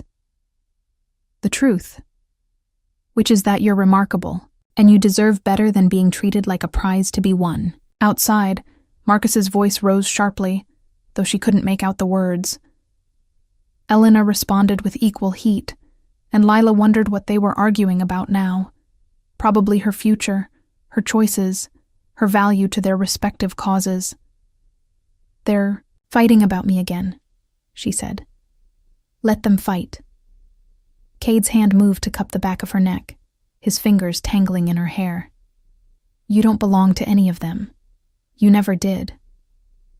Do I belong to you? The words slipped out before she could stop them, raw and honest, and loaded with meaning. Cade went very still, his eyes searching her face. Do you want to? He asked quietly. The question hung between them like a bridge she could either cross or burn. On one side lay safety, independence, the careful distance she'd maintained between herself and real intimacy since Marcus had betrayed her. On the other lay something terrifying and magnificent, a connection that felt like destiny and choice wrapped into one. I don't know what that means in your world, she said. Being claimed, belonging to someone. Is it like marriage? Like ownership? Neither. His voice was rough, intimate. It's like recognition. Finding the person who completes the parts of yourself you didn't know were missing. That sounds like fate. Maybe it is. His other hand came up to frame her face, and she could feel the slight tremor in his fingers. I've been alone for a long time, Lila. By choice, because I thought it was safer. Better for everyone if I didn't form attachments. What changed? You. The word was simple, absolute. From the moment I caught your scent in that forest, everything changed. You could have run when you saw me bleeding. You could have left me there and gone back to your human life, but you didn't. I couldn't leave someone hurt and alone. Most people could. Most people would have. His thumb stroked across her cheekbones, and she felt herself melting into his touch. But you're not most people. You're... What? Mine, he finished, the word barely a whisper. If you want to be. The possessiveness in his voice should have alarmed her. After Marcus's manipulations, his assumption that he could make decisions for her, she should be running from any man who spoke about ownership. But this felt different. Cade wasn't trying to control her. He was offering himself to her, wholly and completely. Show me, she said. The words seemed to unlock something in him. His hands tightened on her face, and suddenly he was kissing her with a desperation that stole her breath. It wasn't gentle or tentative. It was hungry, claiming full of 3 years' worth of suppressed need and desire. Lila melted into him, her hands fisting in his shirt as she kissed him back with equal fervor. Every nerve ending came alive under his touch, heightened by her new supernatural senses until she could taste his desire, smell his arousal, feel the thundering of his heart against her chest. But it was more than physical. The moment their lips met, something clicked into place deep in her chest, a recognition that went beyond attraction or chemistry. This was right. This was home. This was the missing piece she'd been searching for without knowing it. When they finally broke apart, both breathing hard, Cade rested his forehead against hers. Are you sure? He asked. Because once this happens, once we bond, there's no going back. You'll be mine, and I'll be yours, completely. Is that what you want? More than I've ever wanted anything. His honesty was devastating. But I need to know you're choosing this freely, not because you're scared or overwhelmed or... She silenced him with another kiss, softer this time, but no less intense. I'm choosing you, she said against his lips. Not because I'm scared. not because I need protection, because you're the first person who's ever made me feel like I could be exactly who I am." Something shifted in his expression. Relief and desire, and something deeper, more profound. "Lila, I love you," she said, the words coming easier than she'd expected. "I know it's crazy. I know we barely know each other, but then who does?" Thorn's smile was razor sharp. The lone wolf who claims her? The guardians who want to recruit her? Or perhaps she speaks for herself. It was a trap, and everyone present knew it. By accepting the challenge, Lila would be acknowledging the council's right to make such demands. But refusing would validate their authority just as completely. "I speak for myself," Lila said firmly. "I always have." "Excellent." Thorn gestured to her enforcers, and the largest of them stepped forward. He was massive, easily 6.5 feet tall, with the kind of build that spoke of a lifetime of violence. Scars marked his arms and face, and when he looked at her, she saw nothing but cold professionalism. "Victor has served the council for 15 years, Thorn announced. "He's never lost a sanctioned challenge." Victor began stripping off his tactical gear with methodical precision, revealing a body that was more weapon than flesh. Every muscle was defined, every movement economical and deadly. Lila watched him prepare, feeling the weight of every gaze in the clearing. This was insane. She'd had exactly one fight as a wolf, against a creature driven mad by isolation and hunger. Victor was a trained killer who'd been doing this longer than she'd known what she was. But as she began removing Cade's borrowed clothes, preparing for what might be her last fight, she felt something settle deep in her chest. A calm certainty that had nothing to do with confidence and everything to do with acceptance. She was tired of being afraid, tired of running from what she was. If this was how she died, at least she'd die as herself. Victor finished his preparations and stepped into the center of the clearing. He didn't shift to wolf form. Apparently, he thought his human shape would be sufficient to deal with her. That was his first mistake. Lila walked toward him, naked and unashamed, feeling the eyes of every supernatural creature in the mountains, fixed on her. But the only gaze that mattered was Cade's, golden and fierce, and absolutely unafraid. She was magnificent, and she was his, and she was about to show them all exactly what that meant. "Begin," Thorn commanded, and Lila smiled. Chapter 7. Trial by Fire. The clearing had transformed into something resembling a military operation. Council enforcers. She could tell them apart from Marcus's pack by their tactical precision and matching black gear, had positioned themselves at strategic points around the cabin. They moved like soldiers, not wolves, and something about their coordinated efficiency made Lila's newly awakened instincts scream warnings.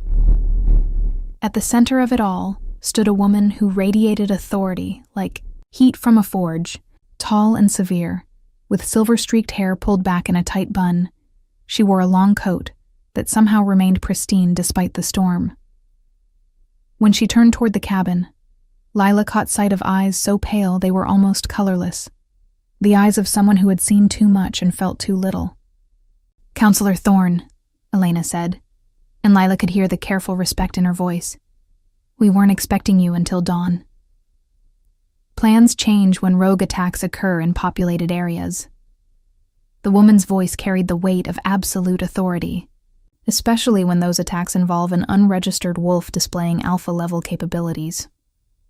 Her gaze fixed on the cabin door, and Lila felt the weight of that stare like a physical pressure against her skin. This woman knew exactly who she was, what she'd done, and probably things about Lila that she didn't know herself. "Send her out," Counselor Thorn commanded. "Now." Cade's hand found hers, his fingers intertwining with a gentle strength that steadied her racing heart. "Remember," he murmured, "you don't owe them anything. Answer their questions, but don't let them intimidate you into revealing more than you're comfortable with." What happens if I fail their test? His jaw tightened. You won't fail. But if they try anything... He didn't finish the sentence, but she could feel the barely leashed violence in his grip. Lila took a deep breath, drawing on reserves of courage she'd never known she possessed. Let's get this over with. They opened the door together, and immediately, every eye in the clearing turned toward them. The council enforcers remained motionless, but she could sense their readiness, coiled springs waiting for the slightest provocation. Marcus and his pack had clustered near the tree line, watching with the careful neutrality of predators, uncertain which side to choose. But it was Counselor Thorne who commanded attention. She studied Lila with the dispassionate interest of a scientist examining a specimen, and when she spoke, her voice carried across the clearing despite the dying storm. Lila Chen, age 28. Turned 3 years ago, but never properly registered with the council. Each word was precise, factual. First documented shift occurred approximately 1 hour ago during combat with feral rogues. Preliminary reports suggest unusual power levels and combat instincts. Preliminary reports? Lila stepped forward, ignoring Cade's warning squeeze on her hand. Who exactly has been reporting on me? A ghost of a smile touched Thorne's lips. We monitor all supernatural activity, Miss Chen. When a wolf displays the kind of raw power you demonstrated tonight, it creates ripples. Ripples in the supernatural ecosystem. Power calls to power, and yours is significant enough to attract attention from entities far more dangerous than rogues. Thorne began walking toward them, her boots silent on the muddy ground. Which is why immediate evaluation is necessary. And if I refuse? Then you become a rogue yourself, unregistered, uncontrolled, and therefore a threat to be eliminated. The casual delivery of the death threat made Lila's vision flash red for a moment. Beside her, Cade tensed like a loaded weapon, but she squeezed his hand in warning. Violence would only prove their point. What does this evaluation involve? She asked instead. 3 tests: control, loyalty, and power. Thorne stopped about 10 feet away, close enough to be conversational, but far enough to avoid being threatening. Standard protocol for all wolves displaying alpha potential. And if I pass, you'll be offered placement within an established pack structure with appropriate oversight and training. Thorne's pale eyes flicked to Cade. Lone wolves are not permitted to train alphas. Too much risk of independent thinking. The insult was subtle but unmistakable. Cade's response was a low growl that made several enforcers shift their stances. I don't want to join a pack, Lila said clearly. I want to stay with Cade. What you want is irrelevant. What matters is what's best for supernatural society as a whole. Thorne gestured to one of her enforcers, who stepped forward carrying a sleek metal case. Shall we begin?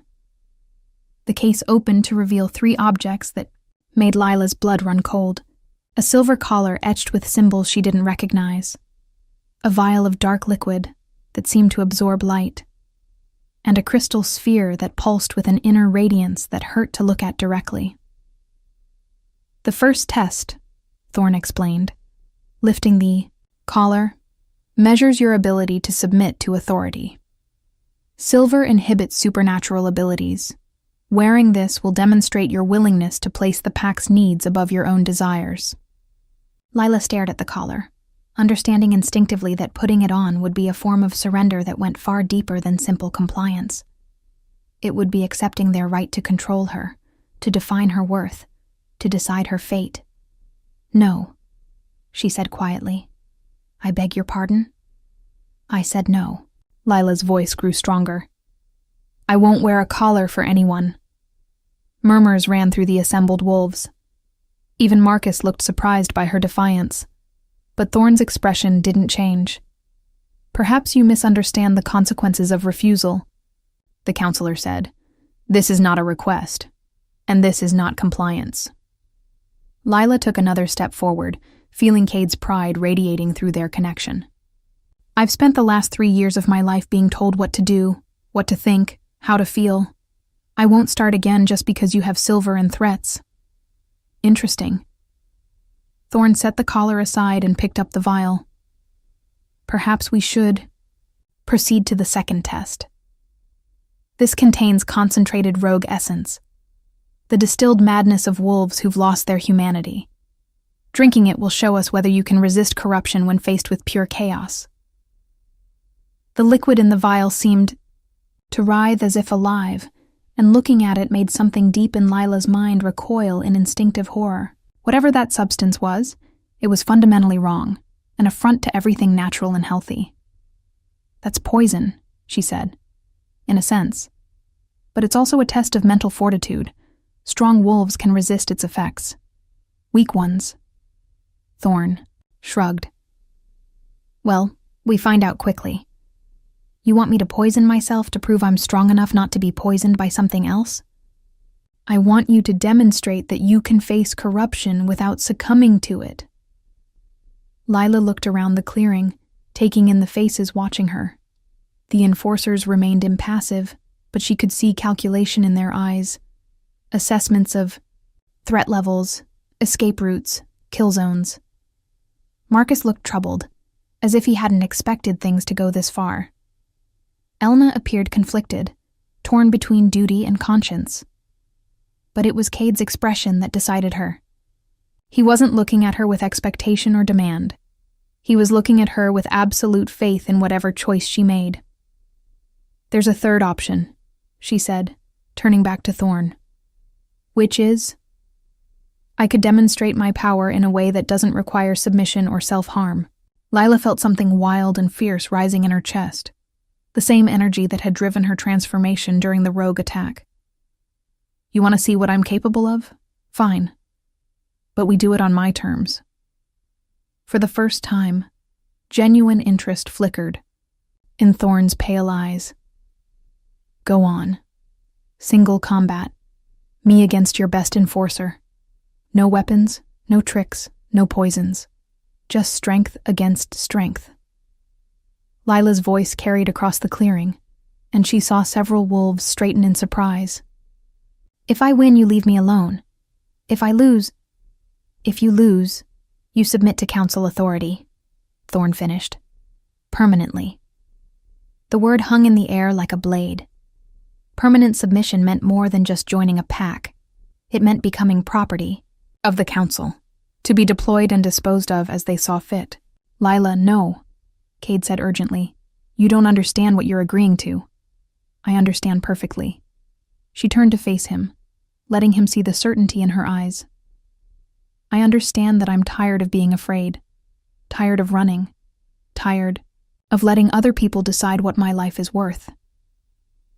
This isn't the way. It's my way." She reached up to touch his face, feeling the tremor in his jaw. "Trust me."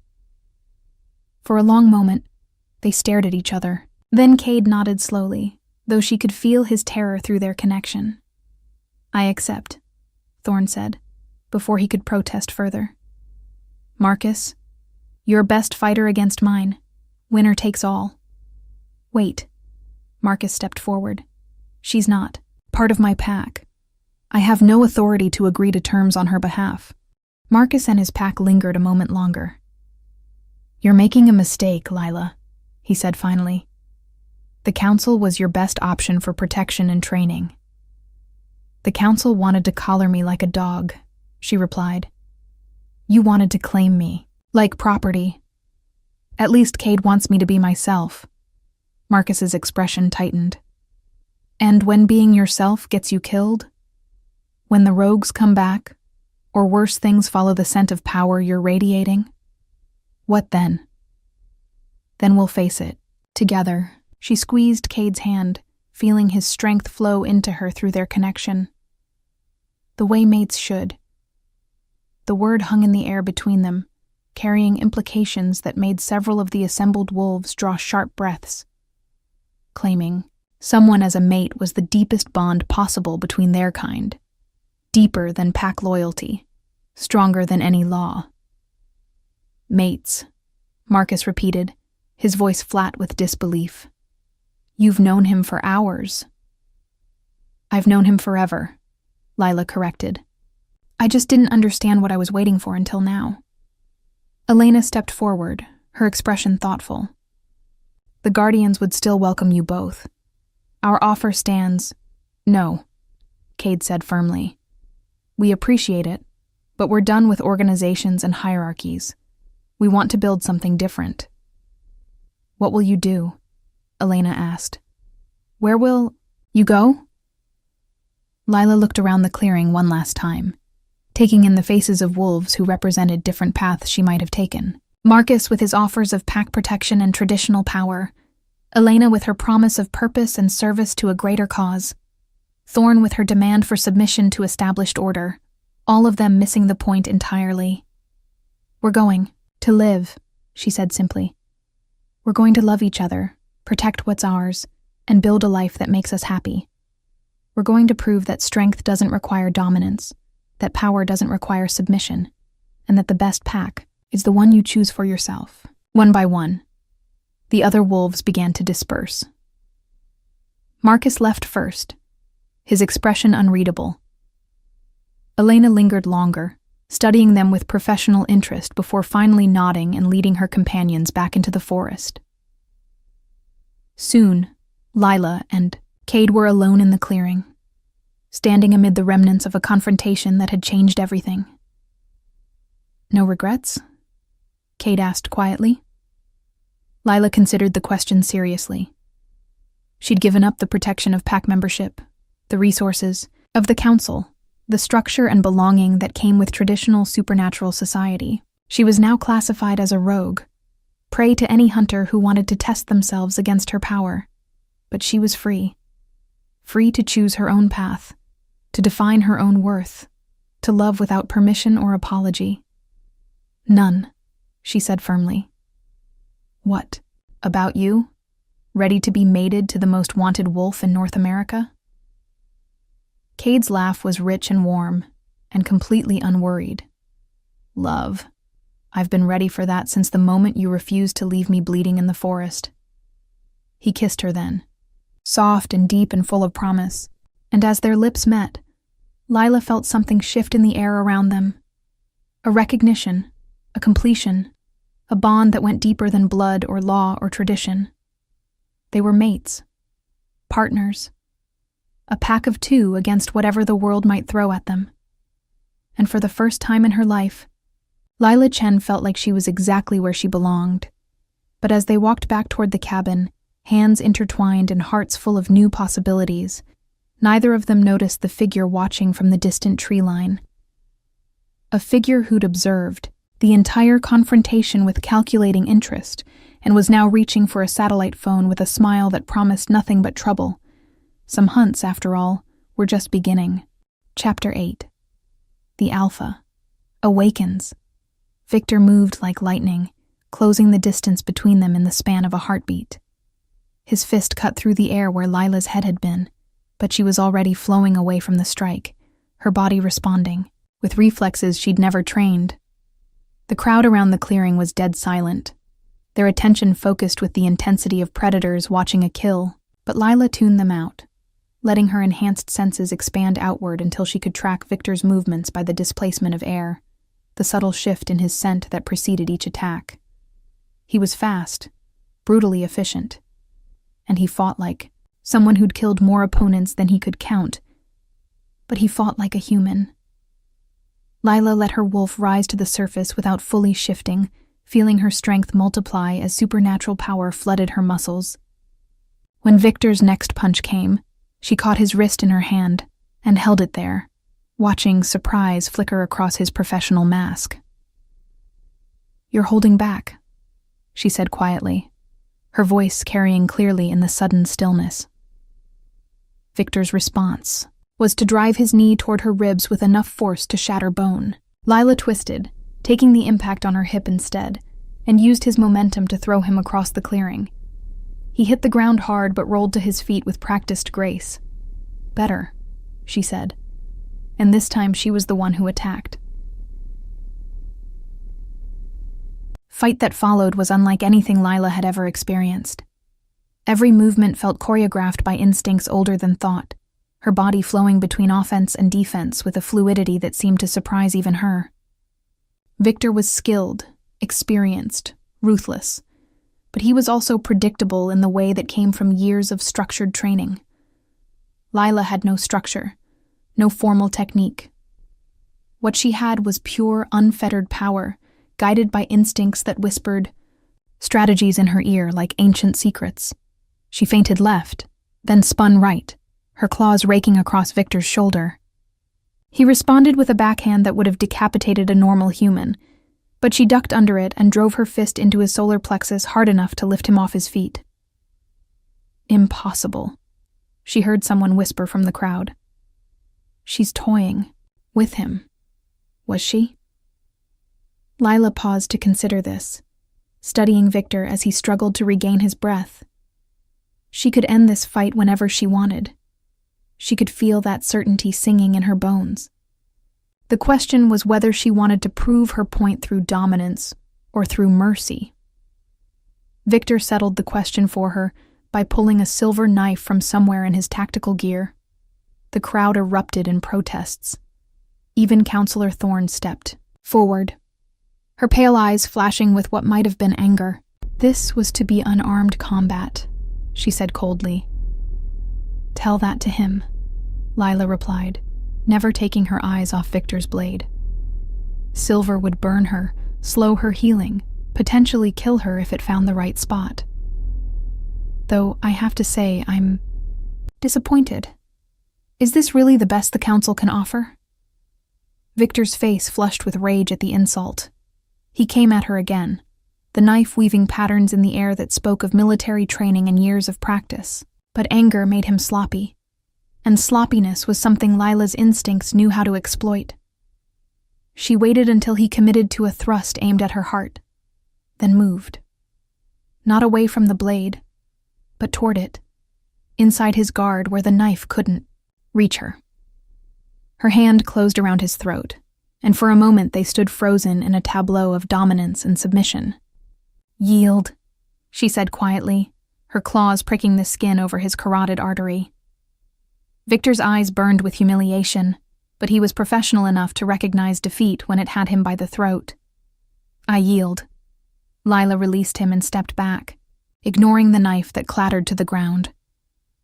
Around the clearing, absolute silence reigned. Even the dying storm seemed to have paused to witness what had just occurred. She had defeated Victor without breaking a sweat, without even fully shifting, without using a fraction of the power she could feel coiled in her muscles like compressed lightning. Well, Counselor Thorne said into the silence, that was illuminating. Was it? Lila turned to face the woman who'd come to test her, and saw something new in those pale eyes. Not respect exactly, but recognition. The acknowledgement of an apex predator by another apex predator. Because from where I stand, it looks like your evaluation process is fundamentally flawed. How so? You're testing for submission? For the ability to follow orders and fit into existing power structures? Lila gestured to Victor, who was retrieving his gear with wounded dignity. But that's not what strength is. Real strength is knowing when to fight and when to yield, when to lead and when to follow. Real strength is making your own choices. Thorne studied her for a long moment. And what choice are you making now? I'm choosing to walk away from this entire system. The words came out with a certainty that surprised even Lila. I don't want to join your council. I don't want to submit to pack authority. I don't want to be tested or evaluated or registered like some kind of supernatural weapon. That's not how this works, Marcus interjected. You can't just opt out of supernatural society. Can I? Lila looked around the clearing, taking in the faces of every wolf present. Who's going to stop me? Victor couldn't. The council's tests couldn't. What exactly gives any of you the right to force me into compliance? The law, Thorne said quietly. Centuries of tradition. the need to maintain order. Order, your traditions, your laws. Lila shook her head. I never agreed to any of it.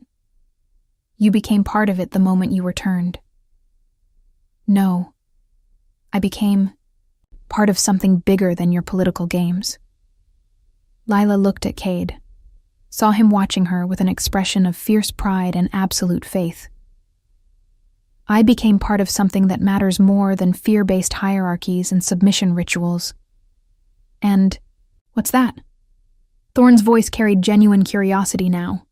Love, choice, the right to define my own worth. Lila took Cade's hand, feeling the warmth of his skin anchor her to what was real and true. The right to choose my own pack. A pack of two is not sustainable, Elena said from the edge of the clearing. You'll be isolated, vulnerable.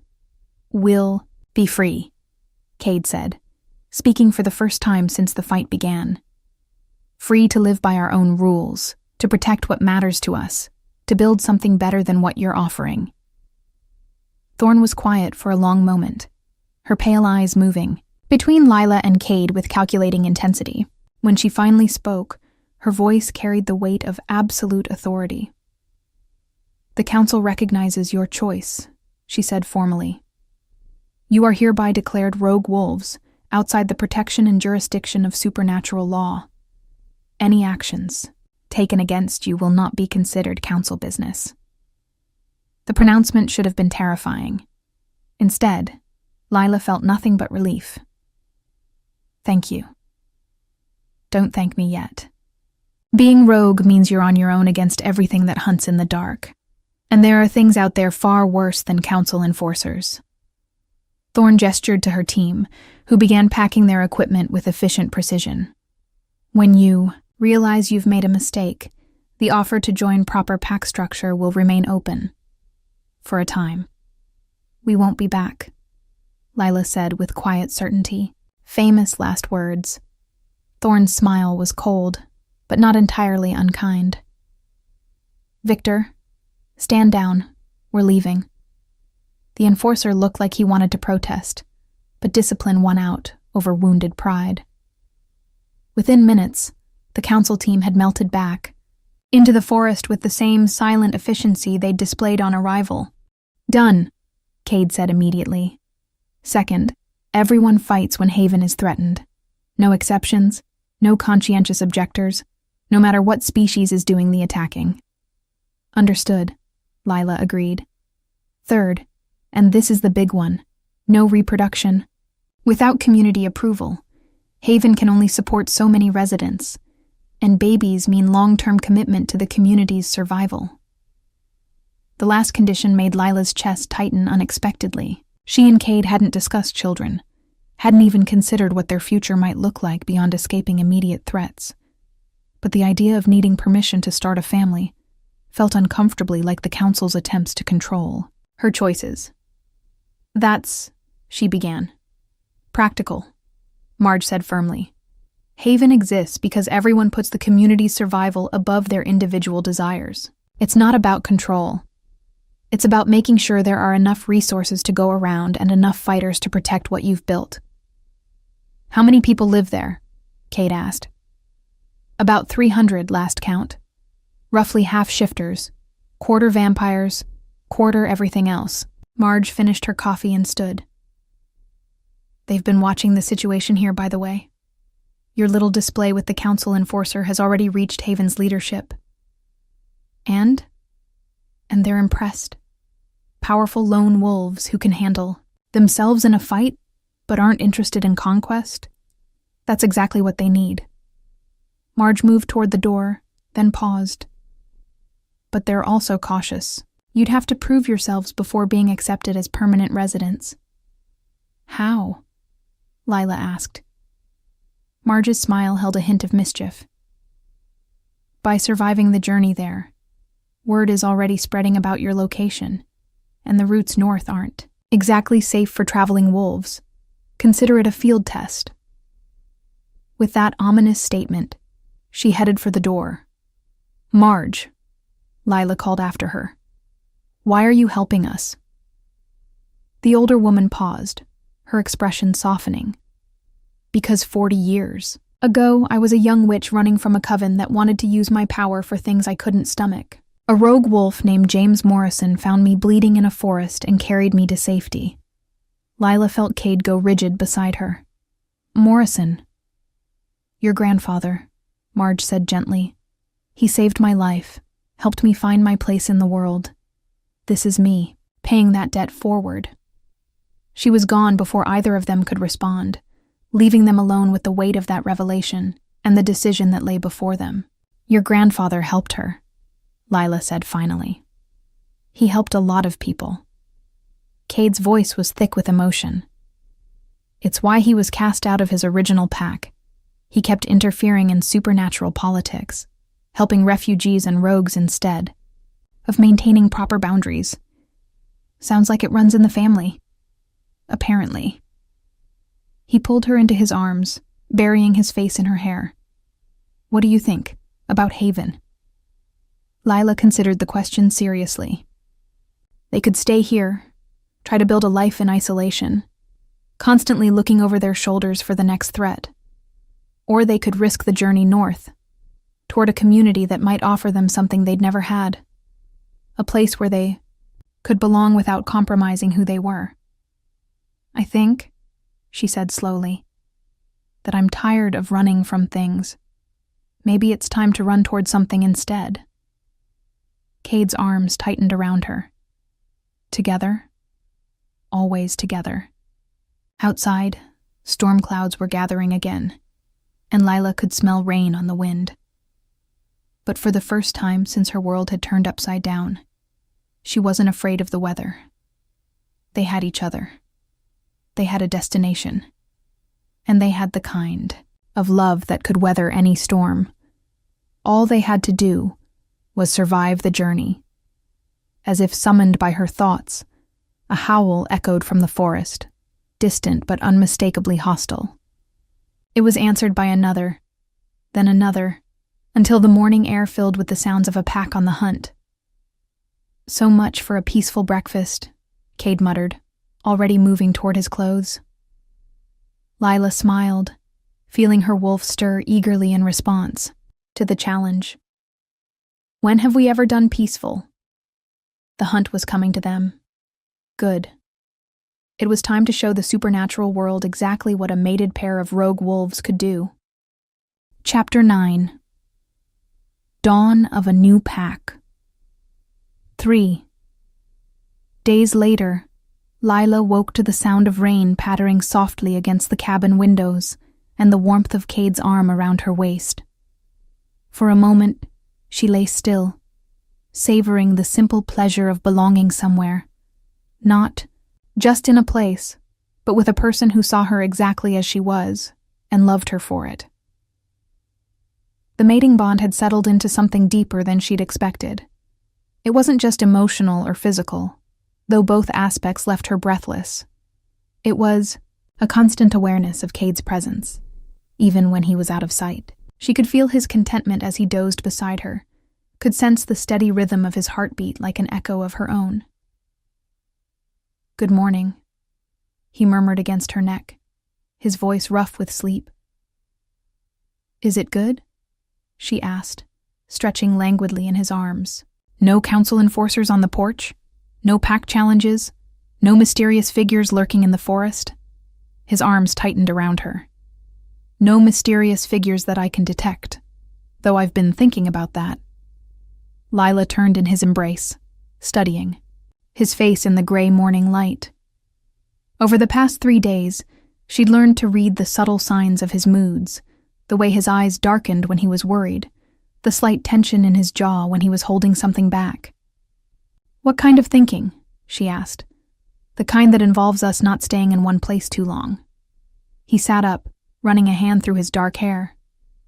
"Being declared rogue protects us from council interference, but it also makes us fair game for anyone else who wants to test themselves against us. Like bounty hunters?" "Among other things." Cade moved to the window, his naked form silhouetted against the pale light. There are supernatural communities that exist outside council jurisdiction, some of them peaceful, some not. Lila joined him at the window, pressing against his side and taking comfort in his solid warmth. The forest stretched out before them, seemingly peaceful in the morning mist. But she'd learned to look deeper now, to trust the instincts that whispered warnings about things her human eyes couldn't see. "You're talking about the figure we didn't see," she said. "Among other things," he repeated. "Our scent signature changed when we mated. Other wolves will be able to track us more easily now, and word travels fast in supernatural circles. You're saying we need to disappear. I'm saying we need to be strategic about where we build our life." He turned to face her, golden eyes serious. "There are places where rogue wolves can live safely, if they're strong enough to claim territory, and smart enough to avoid unnecessary conflicts." Lila considered this, feeling a flutter of excitement beneath her concern. The idea of exploring the hidden supernatural world, of finding their own place within it, appealed to something wild and adventurous in her nature. "Where did you have in mind?" Before he could answer, a new scent drifted through the cabin, something familiar but out of place. Lila's enhanced senses identified it immediately: coffee, bacon, and the particular combination of soap and perfume that could only belong to one person. "Marge," she called, moving toward the main room. The diner waitress was standing in the kitchen, fully dressed despite the early hour, calmly making breakfast as if she had every right to be there. She looked up when Lila appeared, taking in her disheveled appearance and Cade's protective stance behind her with the knowing smile of someone who'd seen it all. "Morning, honey," Marge said cheerfully. "Hope you don't mind me letting myself in. Figured you two might be hungry after all the excitement." "How did you—" Lila began, then stopped as her enhanced senses provided more information. Beneath the human sense of coffee and soap was something else, something that made her newly awakened wolf instinct sit up and take notice. "You're not human," she said quietly. "Guilty as charged." Marge flipped the bacon with practiced ease. "Though I have to say, you figured that out faster than most. Usually takes new wolves weeks to develop that kind of scent discrimination." Cade had gone very still behind Lila, and she could feel his tension through their bond. "What are you?" he asked. "Witch," Marge replied matter-of-factly. "Kitchen witch, specifically, which is why I own a diner instead of brewing love potions in some spooky forest cottage." She gestured toward the table with her spatula. "Sit, eat. We have things to discuss, such as—" Lila remained standing, though the smell of the food was making her stomach growl. Shifting apparently burned a lot of calories, such as the fact that half the supernatural underworld is buzzing about the new rogue pair who told the council where to shove their authority. Marge plated the food with efficient movements, and the fact that some very unsavory characters are already making plans to test that authority. "What kind of characters?" Cade asked, moving to flank Lila protectively. "The kind that eat lone wolves for breakfast and use their bones to pick their teeth." Marge's tone remained cheerful, but her eyes were serious. "Vampire covens looking to expand their territory. Fae courts testing the boundaries of the old. Treaties. Demon cults who think powerful rogue wolves make excellent sacrifices." The casual recitation of threats made Lila's blood run cold. "You're saying we've painted targets on our backs. Honey, you painted targets on your backs the moment you walked away from that councilwoman. The question is what you plan to do about it." Lila and Cade exchanged glances. They'd known that going rogue would have consequences, but they'd been thinking in terms of pack politics and territorial disputes. The idea of vampires and demons hunting them had never entered the equation. "What do you suggest?" Lila asked, finally accepting Marge's implicit invitation and sitting at the table. "You need allies. Specifically, you need allies who exist outside the traditional supernatural power structures." Marge poured coffee with steady hands. "Lucky. For you, I know just the place." "Which is?" Ever heard of Haven? When they both shook their heads, Marge smiled. It's a town about 200 miles north of here. Founded by supernatural refugees about 50 years ago. Vampires who didn't want to be part of the Blood Wars. Witches who refused to bow to the High Covens. Shifters who rejected pack hierarchy. A rogue town, Cade said thoughtfully. More than that, it's a sanctuary. Neutral ground where different species can coexist without the politics and power games that define most supernatural communities. Marge's expression grew serious. But it's not a place for the weak. Everyone who lives there has to contribute to the common defense, and that defense gets tested regularly. By whom? Everyone who thinks a town full of rogues and refugees is an easy target. Marge sipped her coffee. Which is why they need people like you. Powerful enough to make a difference, principled enough not to try to take over. Lila felt Cade's interest through their bond, tinged with caution. The idea of a supernatural sanctuary appealed to both of them, but they'd learned to be suspicious of offers that seemed too good to be true. What's the catch? Lila asked. No catch, but there are conditions. Marge held up one finger. First, what happens in Haven stays in Haven. No outside allegiances, no reporting back to councils or covens or any other governing body. Chapter 10. Trial by Hunt. The pack hunting them wasn't rogues. Lila could tell that immediately from the coordinated nature of their howls. This was an organized assault, probably mercenaries hired by someone who wanted to test the rumors about the powerful new rogue pair. 8 wolves, Cade said, his enhanced hearing picking up details she was still learning to process. Coming from 3 directions. Professional formation. Lila felt her wolf rise in response to the threat, power flooding her system until her skin felt too small to contain it. But beneath the surge of adrenaline was something new, a calm certainty that came from fighting beside someone who would never abandon her. Bounty hunters? She asked, pulling on clothes with efficient movements. Most likely. There are always wolves willing to hunt their own kind for the right price. Cade's expression was grim as he checked the cabin's defenses. The question is, who's paying them? Through their bond, Lila felt his tactical thinking, exits, sight lines, potential ambush points. 3 days of mating had created more than emotional intimacy. They were beginning to fight as a single unit, each anticipating the other's movements. Does it matter who hired them? She asked, moving to the window that offered the best view of the approaching forest. They're here to kill us either way. It matters because it tells us what we're really up against. Random bounty hunters are one thing. A coordinated campaign to eliminate rogue wolves is something else entirely. The first attacker broke from the tree line as he spoke, a massive gray wolf moving with the controlled aggression of a professional soldier. Behind him, the forest seemed to shift and flow as more shapes materialized from the shadows. They're not trying to be subtle, Lila observed. Why would they? 8 against 2, trained fighters against newly mated rogues. Cade's smile was sharp and entirely without humor. They think this will be easy. The gray wolf approached the cabin door with confident strides, clearly intending to announce terms or demand surrender. Lila could see the arrogance in his posture, the assumption that 2 rogue wolves would be easily intimidated by superior numbers. His first mistake. Lila was through the window before the wolf could react, shifting mid-leap so that her human form became a golden brown missile of claws and fury.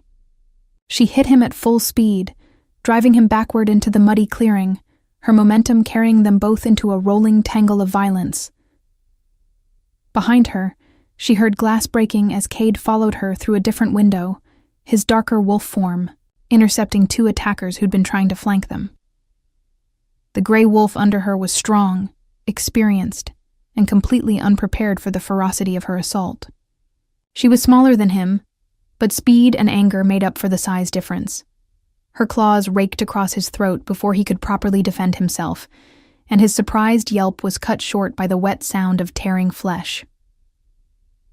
Left side, Cade's voice whispered in her mind, and she spun without thinking to catch another attacker mid-pounce.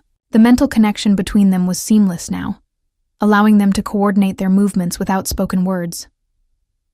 "Got him," she responded, driving her claws into the second wolf's ribs. "How many more?" "5. 2 coming around the back. 3, holding position at the tree line." The tactical assessment flowed between them as naturally as breath. Lila had never experienced anything like it. The absolute trust of fighting beside someone who knew her capabilities and limitations, who would cover her weaknesses while amplifying her strengths. A third wolf tried to blindside her while she was finishing the second. But Cade was there instantly, his jaws closing around the attacker's neck with devastating precision. The crack of breaking bone echoed across the clearing. "They're regrouping," Lila observed, watching the remaining 5 wolves fall back to reassess their strategy. "This isn't going how they planned." "No, they expected easy targets." Cade's mental voice carried grim satisfaction. "Instead, they found us." The lead wolf, a scarred female with the bearing of a pack enforcer, shifted to human form and called across the clearing. "Enough. We're here to make an offer, not start a war." "Funny way of making an offer," Lila replied, not bothering to shift back. Her wolf form felt more natural in combat, more honest about her intentions. "We had to test your capabilities first."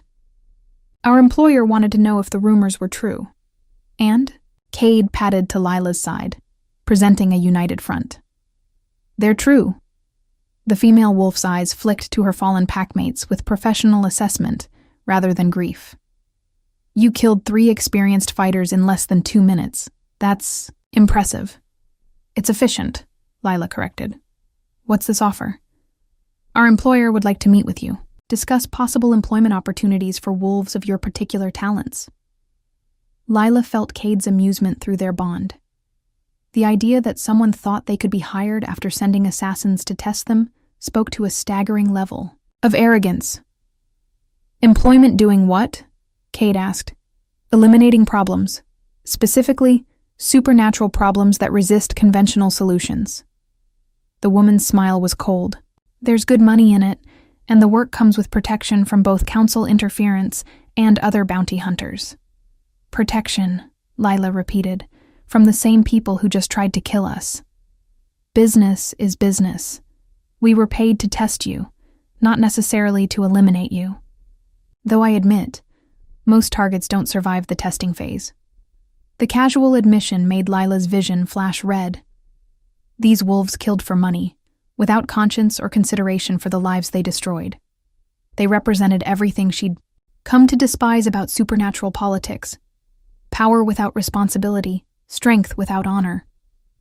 "Counteroffer," she said, taking a step forward. "Which is?" "You and your remaining packmates leave our territory immediately. You tell your employer that we're not interested in their job opportunities, their protection, or their money. And you spread the word that any future hunting parties sent against us won't be offered the chance to surrender."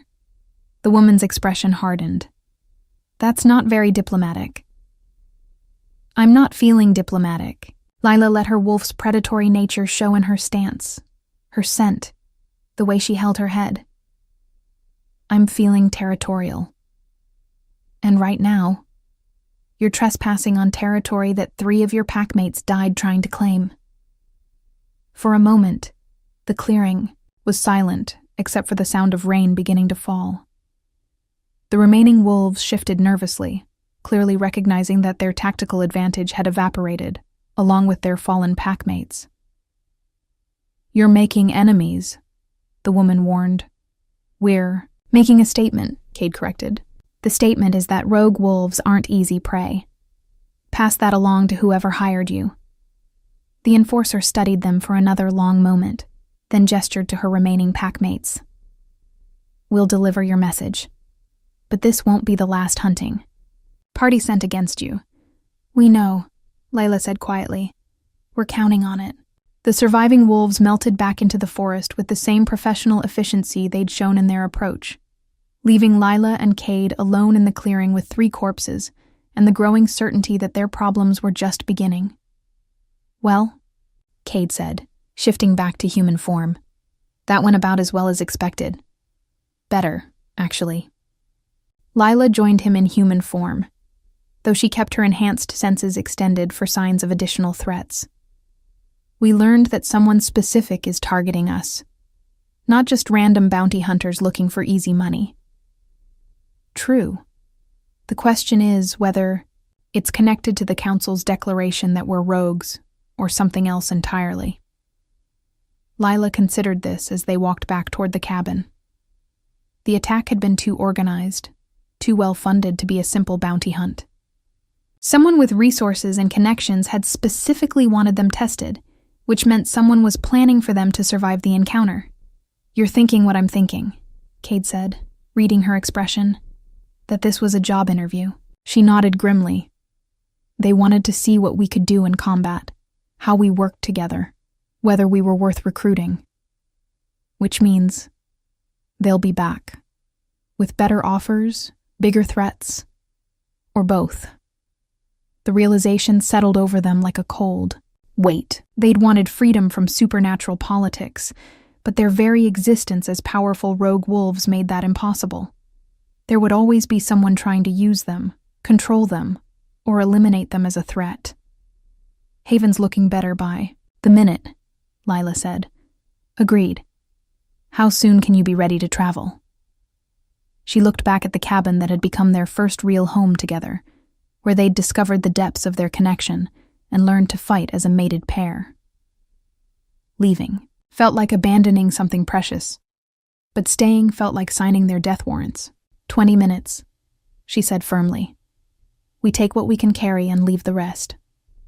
Cade's arms came around her from behind, and she leaned into his warmth and strength. "Any regrets about choosing the rogue life?" Lila thought about the question. Seriously. 3 days ago, she'd been a runaway trauma nurse with no idea what she really was. Now she was a mated werewolf with blood on her hands and enemies closing in from all sides. She should be terrified. She should be mourning the simple human life she'd lost. Instead, she felt more alive than she ever had.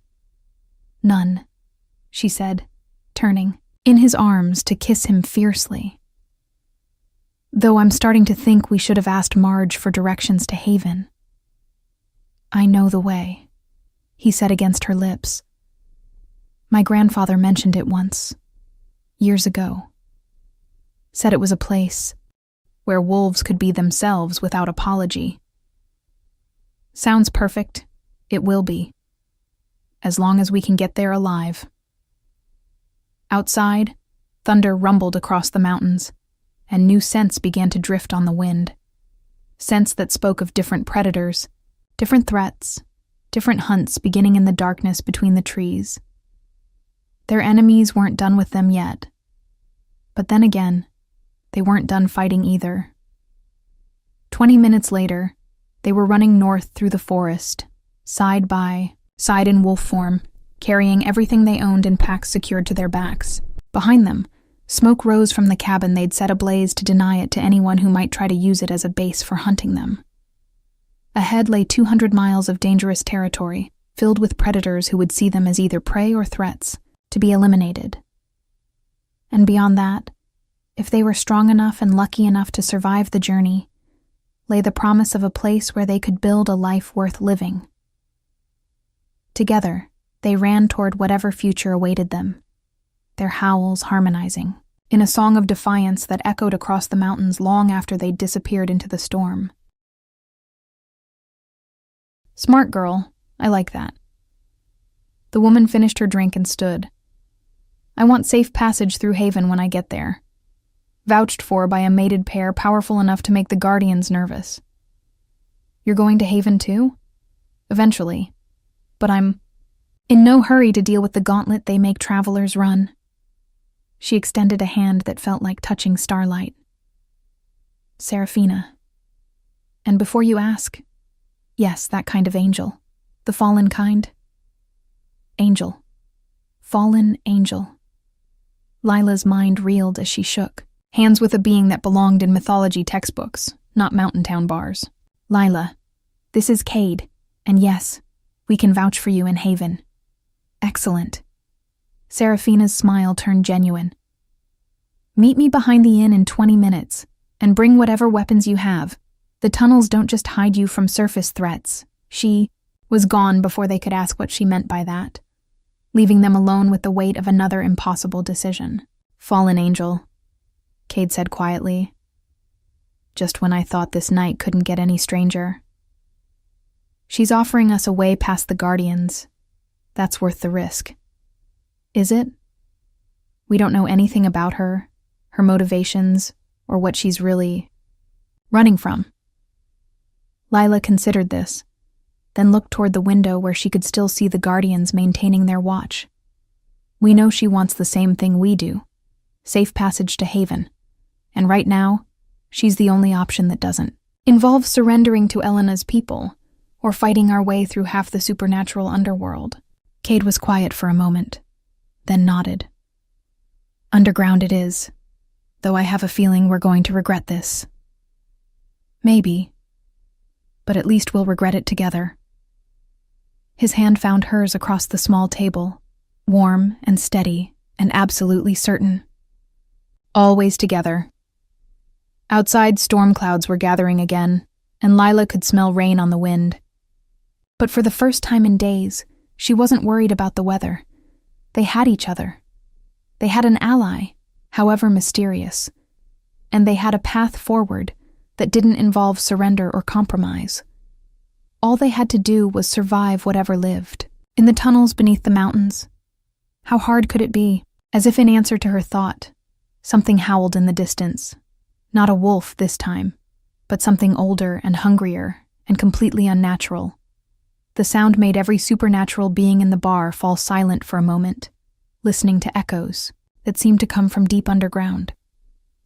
On second thought, Cade murmured, "Maybe we should have taken our chances with the Guardians." But it was too late for second thoughts.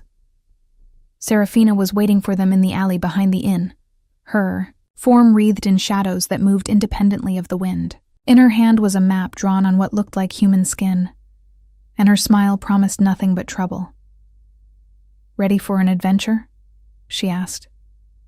Lila looked at Cade, saw her own determination reflected in his golden eyes, and nodded. "Lead the way." Though, tunnels beckoned, dark and full of secrets, and somewhere in that darkness, their future was waiting. Chapter 11. The Long Road. Home. By the third day of running, Lila understood why most wolves traveled in packs.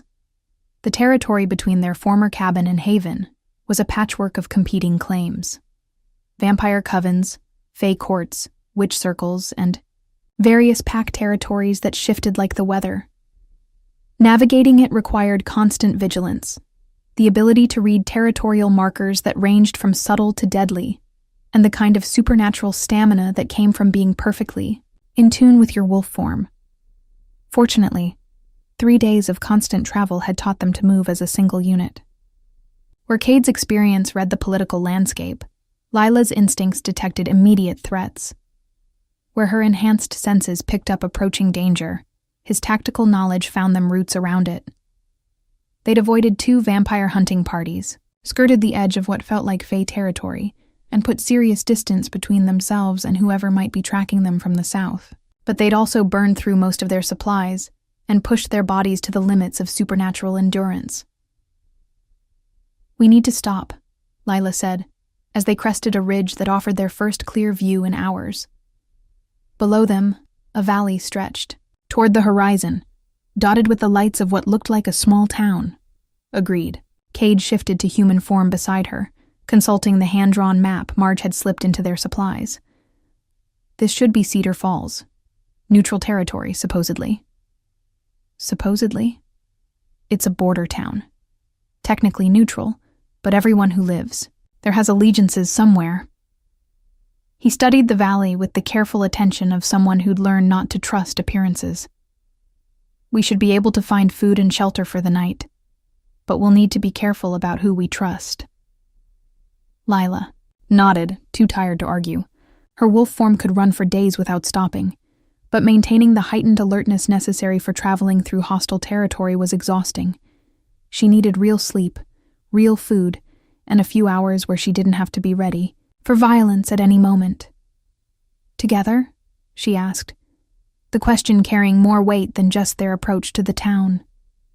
"Always." They made their way down the ridge as the sun set behind them, painting the valley in shades of gold and crimson. The town below looked peaceful enough. A main street lined with businesses, residential areas spreading outward in neat patterns, the kind of place that could exist anywhere in rural America.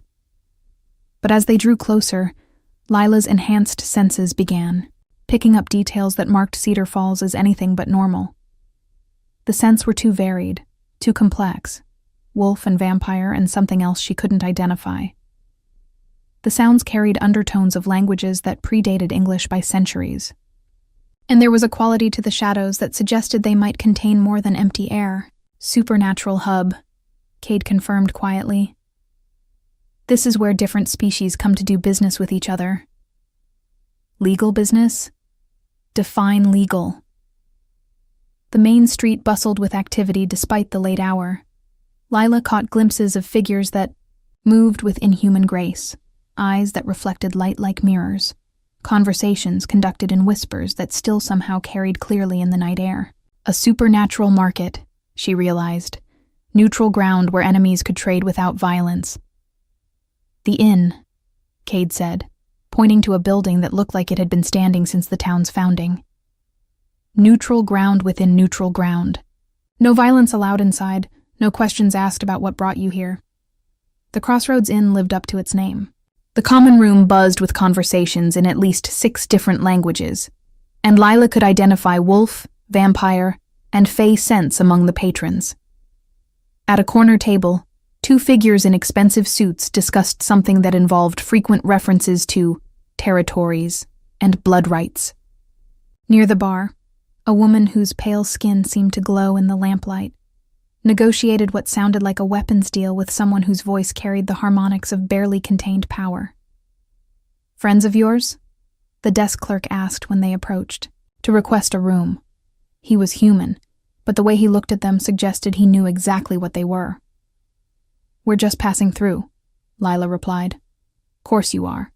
That'll be 200 for the night, paid in advance. No parties, no fighting, no shifting inside the building." He slid an old-fashioned key across the desk. "Dining room serves until midnight. Bars open all night.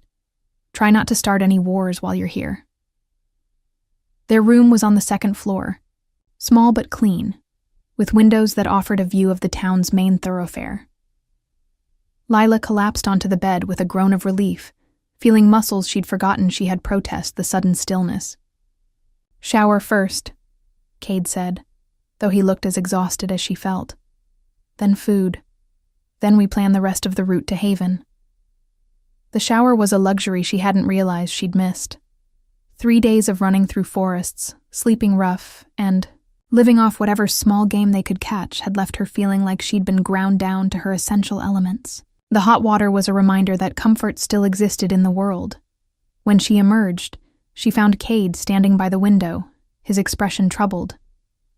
"What is it?" she asked, moving to join him. "Look at the street." 3rd building down, across from the general store. Lila followed his gaze and saw them immediately. 2 figures in the kind of tactical gear that screamed military training, positioned with clear sightlines of the inn's entrance. As she watched, a 3rd figure joined them, and she caught a glimpse of familiar auburn hair. "Elena," she breathed, "and friends. They've been tracking us." "Guardians?" "Has to be. The question is whether they're here to recruit us or eliminate us." Cade's jaw tightened. "Either way, they know where we're going." Lila felt a chill that had nothing to do with the mountain air. If the Guardians could track them this easily, how many other groups were doing the same? How many hunters, recruiters, and enemies were converging on their route to Haven? "We can't stay here," she said. "No, But we can't leave until we know how many of them there are and what their intentions are. Cade moved away from the window. I'm going down to the bar. See what I can learn from the locals. I'm coming with you. Lila. We agreed. Together. She pulled on clean clothes with quick, efficient movements. Besides, you need backup if this goes bad. His expression softened. You're right. But we play this carefully. Information gathering. Only. The bar was thick with smoke and conversation when they entered, the kind of controlled chaos that came from putting natural enemies in the same room and expecting them to behave. Lila could feel the weight of attention as they found seats at the bar, the subtle assessments that marked them as new players in whatever games were being conducted here. What'll it be? The bartender asked. He was vampire, Lila realized. Something about the way he moved, the careful control of his breathing. Information, Cade said quietly. About the guardians who just rode into town. The bartender's expression didn't change, but she saw his hands still for just a moment. Don't know what you're talking about. 3 operatives, military gear watching the inn. Cade slid a gold coin across the bar. Payment in the universal currency of supernatural deals. I'm not asking for their mission parameters, just whether they're here for us or someone else. For a moment, the vampire studied them with ancient eyes. Then the coin disappeared into his pocket. Word is they're tracking a rogue pair that caused some trouble down south. Powerful wolves who told the council where to stick their authority. His smile revealed just a hint of fang. Story goes they're either recruiting material or elimination targets, depending on how cooperative they prove to be. And which do you think they are? Lila asked. Honey, in my experience, the Guardians don't make that distinction until after they've got you somewhere private. The bartender moved to serve another customer, leaving them with that ominous assessment. So much for recruitment, Cade muttered. Maybe. Or maybe they want to test us the same way the bounty hunters did. Lila studied their reflection in the mirror behind the bar, noting how they looked together. Dangerous, unified, uncompromising. Either way, we're not going with them willingly. Agreed. Which means we need another way out of town. There is another way. The voice came from the woman sitting 2 stools down from them, the one whose pale skin had seemed to glow in the lamplight. Up close, Lila could see that the glow was literal, a soft radiance that spoke of power barely contained beneath human-seeming flesh. Which is? Cade asked carefully. The old mining tunnels. They run for miles under these mountains, come out about 50 miles north of here. The woman's smile was sharp and knowing. Of course, they're not exactly safe. Things live down there that don't appreciate visitors. What kind of things? The kind that used to be human before they went looking for gold in places that weren't. Meant to be disturbed. She raised her glass in a mock toast. But hey, at least they're probably less dangerous than the Guardians. Lila felt Cade's interest through their bond, tinged with caution. Underground tunnels would hide their scent, mask their direction of travel, and potentially allow them to bypass whatever net was being drawn around them. But they'd also be traveling blind through territory inhabited by creatures that scared, a being powerful enough to glow. What do you want in exchange for directions? She asked. Have they?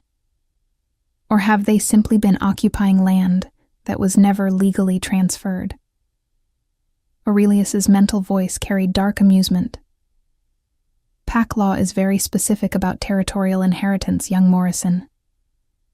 When your grandfather was exiled, his territorial claims were never formally revoked by the council.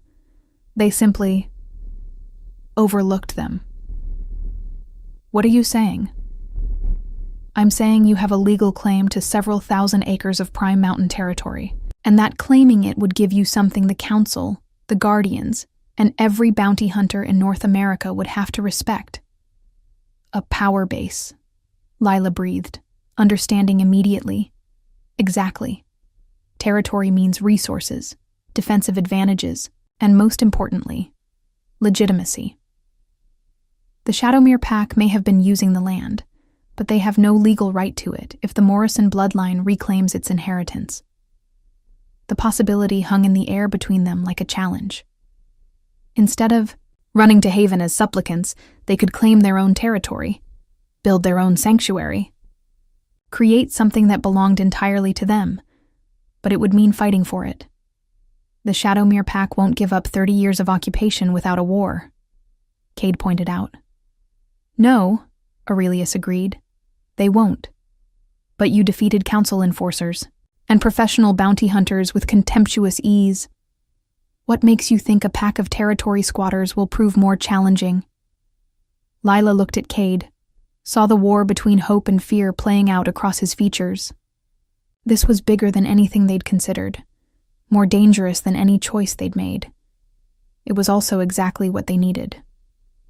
When? She asked. Now. Tonight. Before word spreads further and the Shadowmere Pack has time to call for reinforcements. Aurelius lifted his great head, and his mental voice carried the weight of absolute certainty. Strike fast, strike hard, and make it clear that the Morrison bloodline has returned to claim what was always theirs. And if we fail? Then you die as wolves instead of living as prey. But you won't fail. The dragon's confidence was absolute. You are what your species was meant to be. Powerful, united, uncompromising. It's time the supernatural world remembered why wolves were once the apex predators of this continent. Cade's hand found hers in the darkness, warm and steady and utterly certain. Together? He asked. Always together, she replied. And in the depths of an ancient dragon's hoard, surrounded by treasures that predated human civilization, Lila Chen made the choice that would define the rest of her life. They weren't running to Haven anymore. They were going home, to claim what was theirs, and to show the supernatural world exactly what happened when you threatened a mated pair of wolves who had finally stopped being afraid. The war for their future was about to begin. Chapter 12. Into the heart of the mountain. The entrance to the mining tunnels lay hidden behind an abandoned warehouse on the outskirts of Cedar Falls, marked only by a rusted gate that looked like it hadn't been opened in decades. Serafina produced a key from somewhere in her coat, a key that glowed with the same soft radiance as her skin. Last chance to reconsider, she said, though her tone suggested she already knew their answer. Lila looked back toward the town, where the Guardians were undoubtedly still watching and waiting. Then she looked at Cade, saw the same determination in his eyes that she felt in her own chest. We go forward, she said simply. Then welcome to the underworld, Serafina replied, turning the key with a sound like distant thunder. The tunnels beyond the gate were older than Lila had expected, not the rough-hewn passages of desperate miners, but something carved with purpose and precision. The walls were smooth stone marked with symbols that seemed to shift when she wasn't looking directly at them, and the air carried scents that spoke of deep earth and old magic.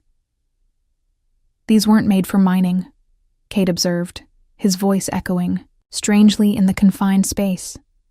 No, Serafina agreed, her form providing their only light source in the absolute darkness. The mining was just what humans told themselves they were doing when they found the passages. Truth is, these tunnels are older than any human settlement in North America. How much older? Lila asked, though she wasn't sure she wanted to know the answer. Old enough that the things living down here remember when the surface world was very different. Serafina's smile was sharp in her ethereal glow. Try not to wake anything up. They walked in single file, Serafina leading, Lila in the middle, Cade bringing up the rear. The tunnel sloped steadily downward, branching occasionally into passages that disappeared into darkness so complete it seemed solid. Each junction was marked with more of the shifting symbols, and Serafina navigated them with the confidence of someone who'd made this journey before. How do you know the way? Lila asked, after they'd been walking for what felt like hours. I've used these tunnels before. When I fell, I landed somewhere in these mountains. Took me months to find my way to the surface. There was something in Serafina's voice that discouraged further questions. Let's just say I'm familiar with the local geography. The temperature had been dropping steadily as they descended, but now Lila noticed something else. A rhythmic sound, barely at the edge of hearing. Like breathing, but too deep and too slow to belong to anything human-sized. Please tell me that's just the wind, she whispered. That's just the wind, Serafina said cheerfully. Of course, I'd be lying. But you did ask me to tell you that. Behind her, Cade's tension was a palpable thing. Through their bond, she could feel his enhanced senses reaching out, trying to identify the source of the sound. What he found there made his mental voice tight with concern. Something big, really big. And it's between us and the exit. How big? Dragon big. The word hit Lila like a physical blow. Dragons were supposed to be extinct, wiped out centuries ago by coordinated supernatural efforts. The idea that one might be living beneath these mountains was both terrifying and impossible. Serafina, she said carefully. What exactly lives down here? Oh, the usual. Ghouls, wraiths, things that used to be miners before they dug too deep and found something that changed them. The fallen angel paused at another junction, consulting symbols that glowed faintly in response to her presence. And yes, before you ask, there's a dragon. But he's usually asleep, and we're going to be very quiet and respectful as we pass through his territory. Usually asleep? Cade's voice carried the particular edge that meant he was calculating combat odds and not liking the results. Dragons need a lot of rest. Maintaining that much mass and magical power is exhausting. Serafina started down the left-hand passage. Besides, Aurelius is old enough to be tired of fighting unless someone really annoys him. Aurelius, Lila repeated. The dragon has a name. Of course he has a name. He's not some mindless beast. Serafina's tone suggested this should be obvious. He's older than Rome, more educated than most universities, and has a very sophisticated sense of territorial respect. As long as we're just passing through, he won't bother us. And if we're not just passing through, then we become part of his treasure hoard, but in a very permanent way. The breathing sound was getting louder now, accompanied by what might have been the whisper of scales against stone.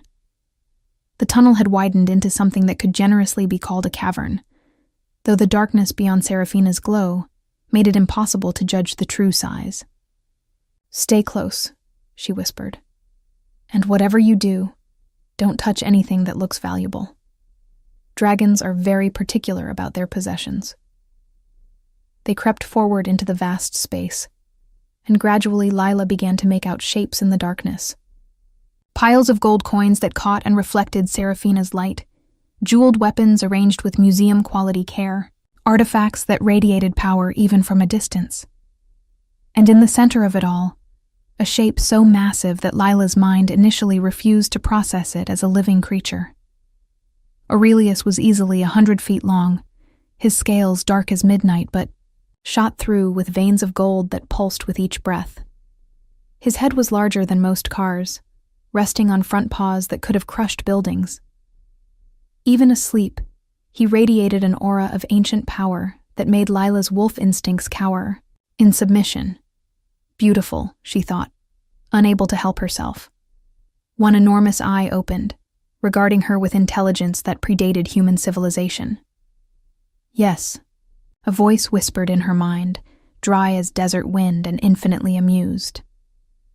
I am rather magnificent, aren't I? Lila froze, realizing that the dragon was not only awake, but actively reading her thoughts. Beside her, she felt Cade's shock through their bond, and ahead of them, Serafina had gone very still. Serafina, the dragon's mental voice continued, and now there was fond exasperation in it. Still bringing strays through my home, I see. Hello, Aurelius, the fallen angel said aloud. We're just passing through. No harm intended. I know. The question is whether your companions understand the rules of hospitality. The dragon's gaze shifted to Cade, then back to Lila. Mated wolves. How charming. And powerful enough to interest the council, I gather. You know about that? Lila found her voice, though it came out smaller than she'd intended. Child, I know about everything that happens in my territory, including the Guardian Patrol that's been tracking you and the bounty hunters who tested your capabilities. Aurelius shifted slightly, coins cascading from his side like a metallic waterfall. You've caused quite a stir in supernatural circles. We just want to be left alone, Cade said, his voice carefully respectful. Of course you do. Young love always wants to exist in isolation, protected from the harsh realities of the world. The dragon's mental laugh was like distant thunder. But you are too powerful for isolation, too visible for anonymity. Your very existence will draw attention whether you wish it or not. That's why we're going to Haven, Lila said, to find a place where we can build a life without constantly fighting for the right to exist. Haven. Aurelius considered this. Yes, that might work, assuming you survive the journey and prove worthy of their protection. You know about Haven? I helped establish it, child. 50 years ago, when the supernatural wars were tearing the continent apart, a group of refugees approached me for advice. I suggested they find a place where strength mattered more than politics, where contribution trumped heritage. His great head lifted slightly. It has served them well. Lila felt a surge of hope. If Aurelius had helped create Haven, if he believed it could offer them sanctuary, but, the dragon continued, and her hope withered, you will not reach it by running through my tunnels. The Guardians are not the only ones tracking you, and the route to Haven is being watched by forces that make the Council seem benevolent. What do you mean? Seraphina asked, her ethereal glow flickering with tension.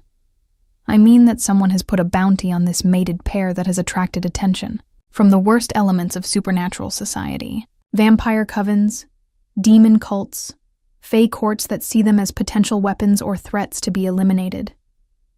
Aurelius's mental voice grew serious. The tunnels will not protect them from what is coming. Then what do you suggest? Cade asked.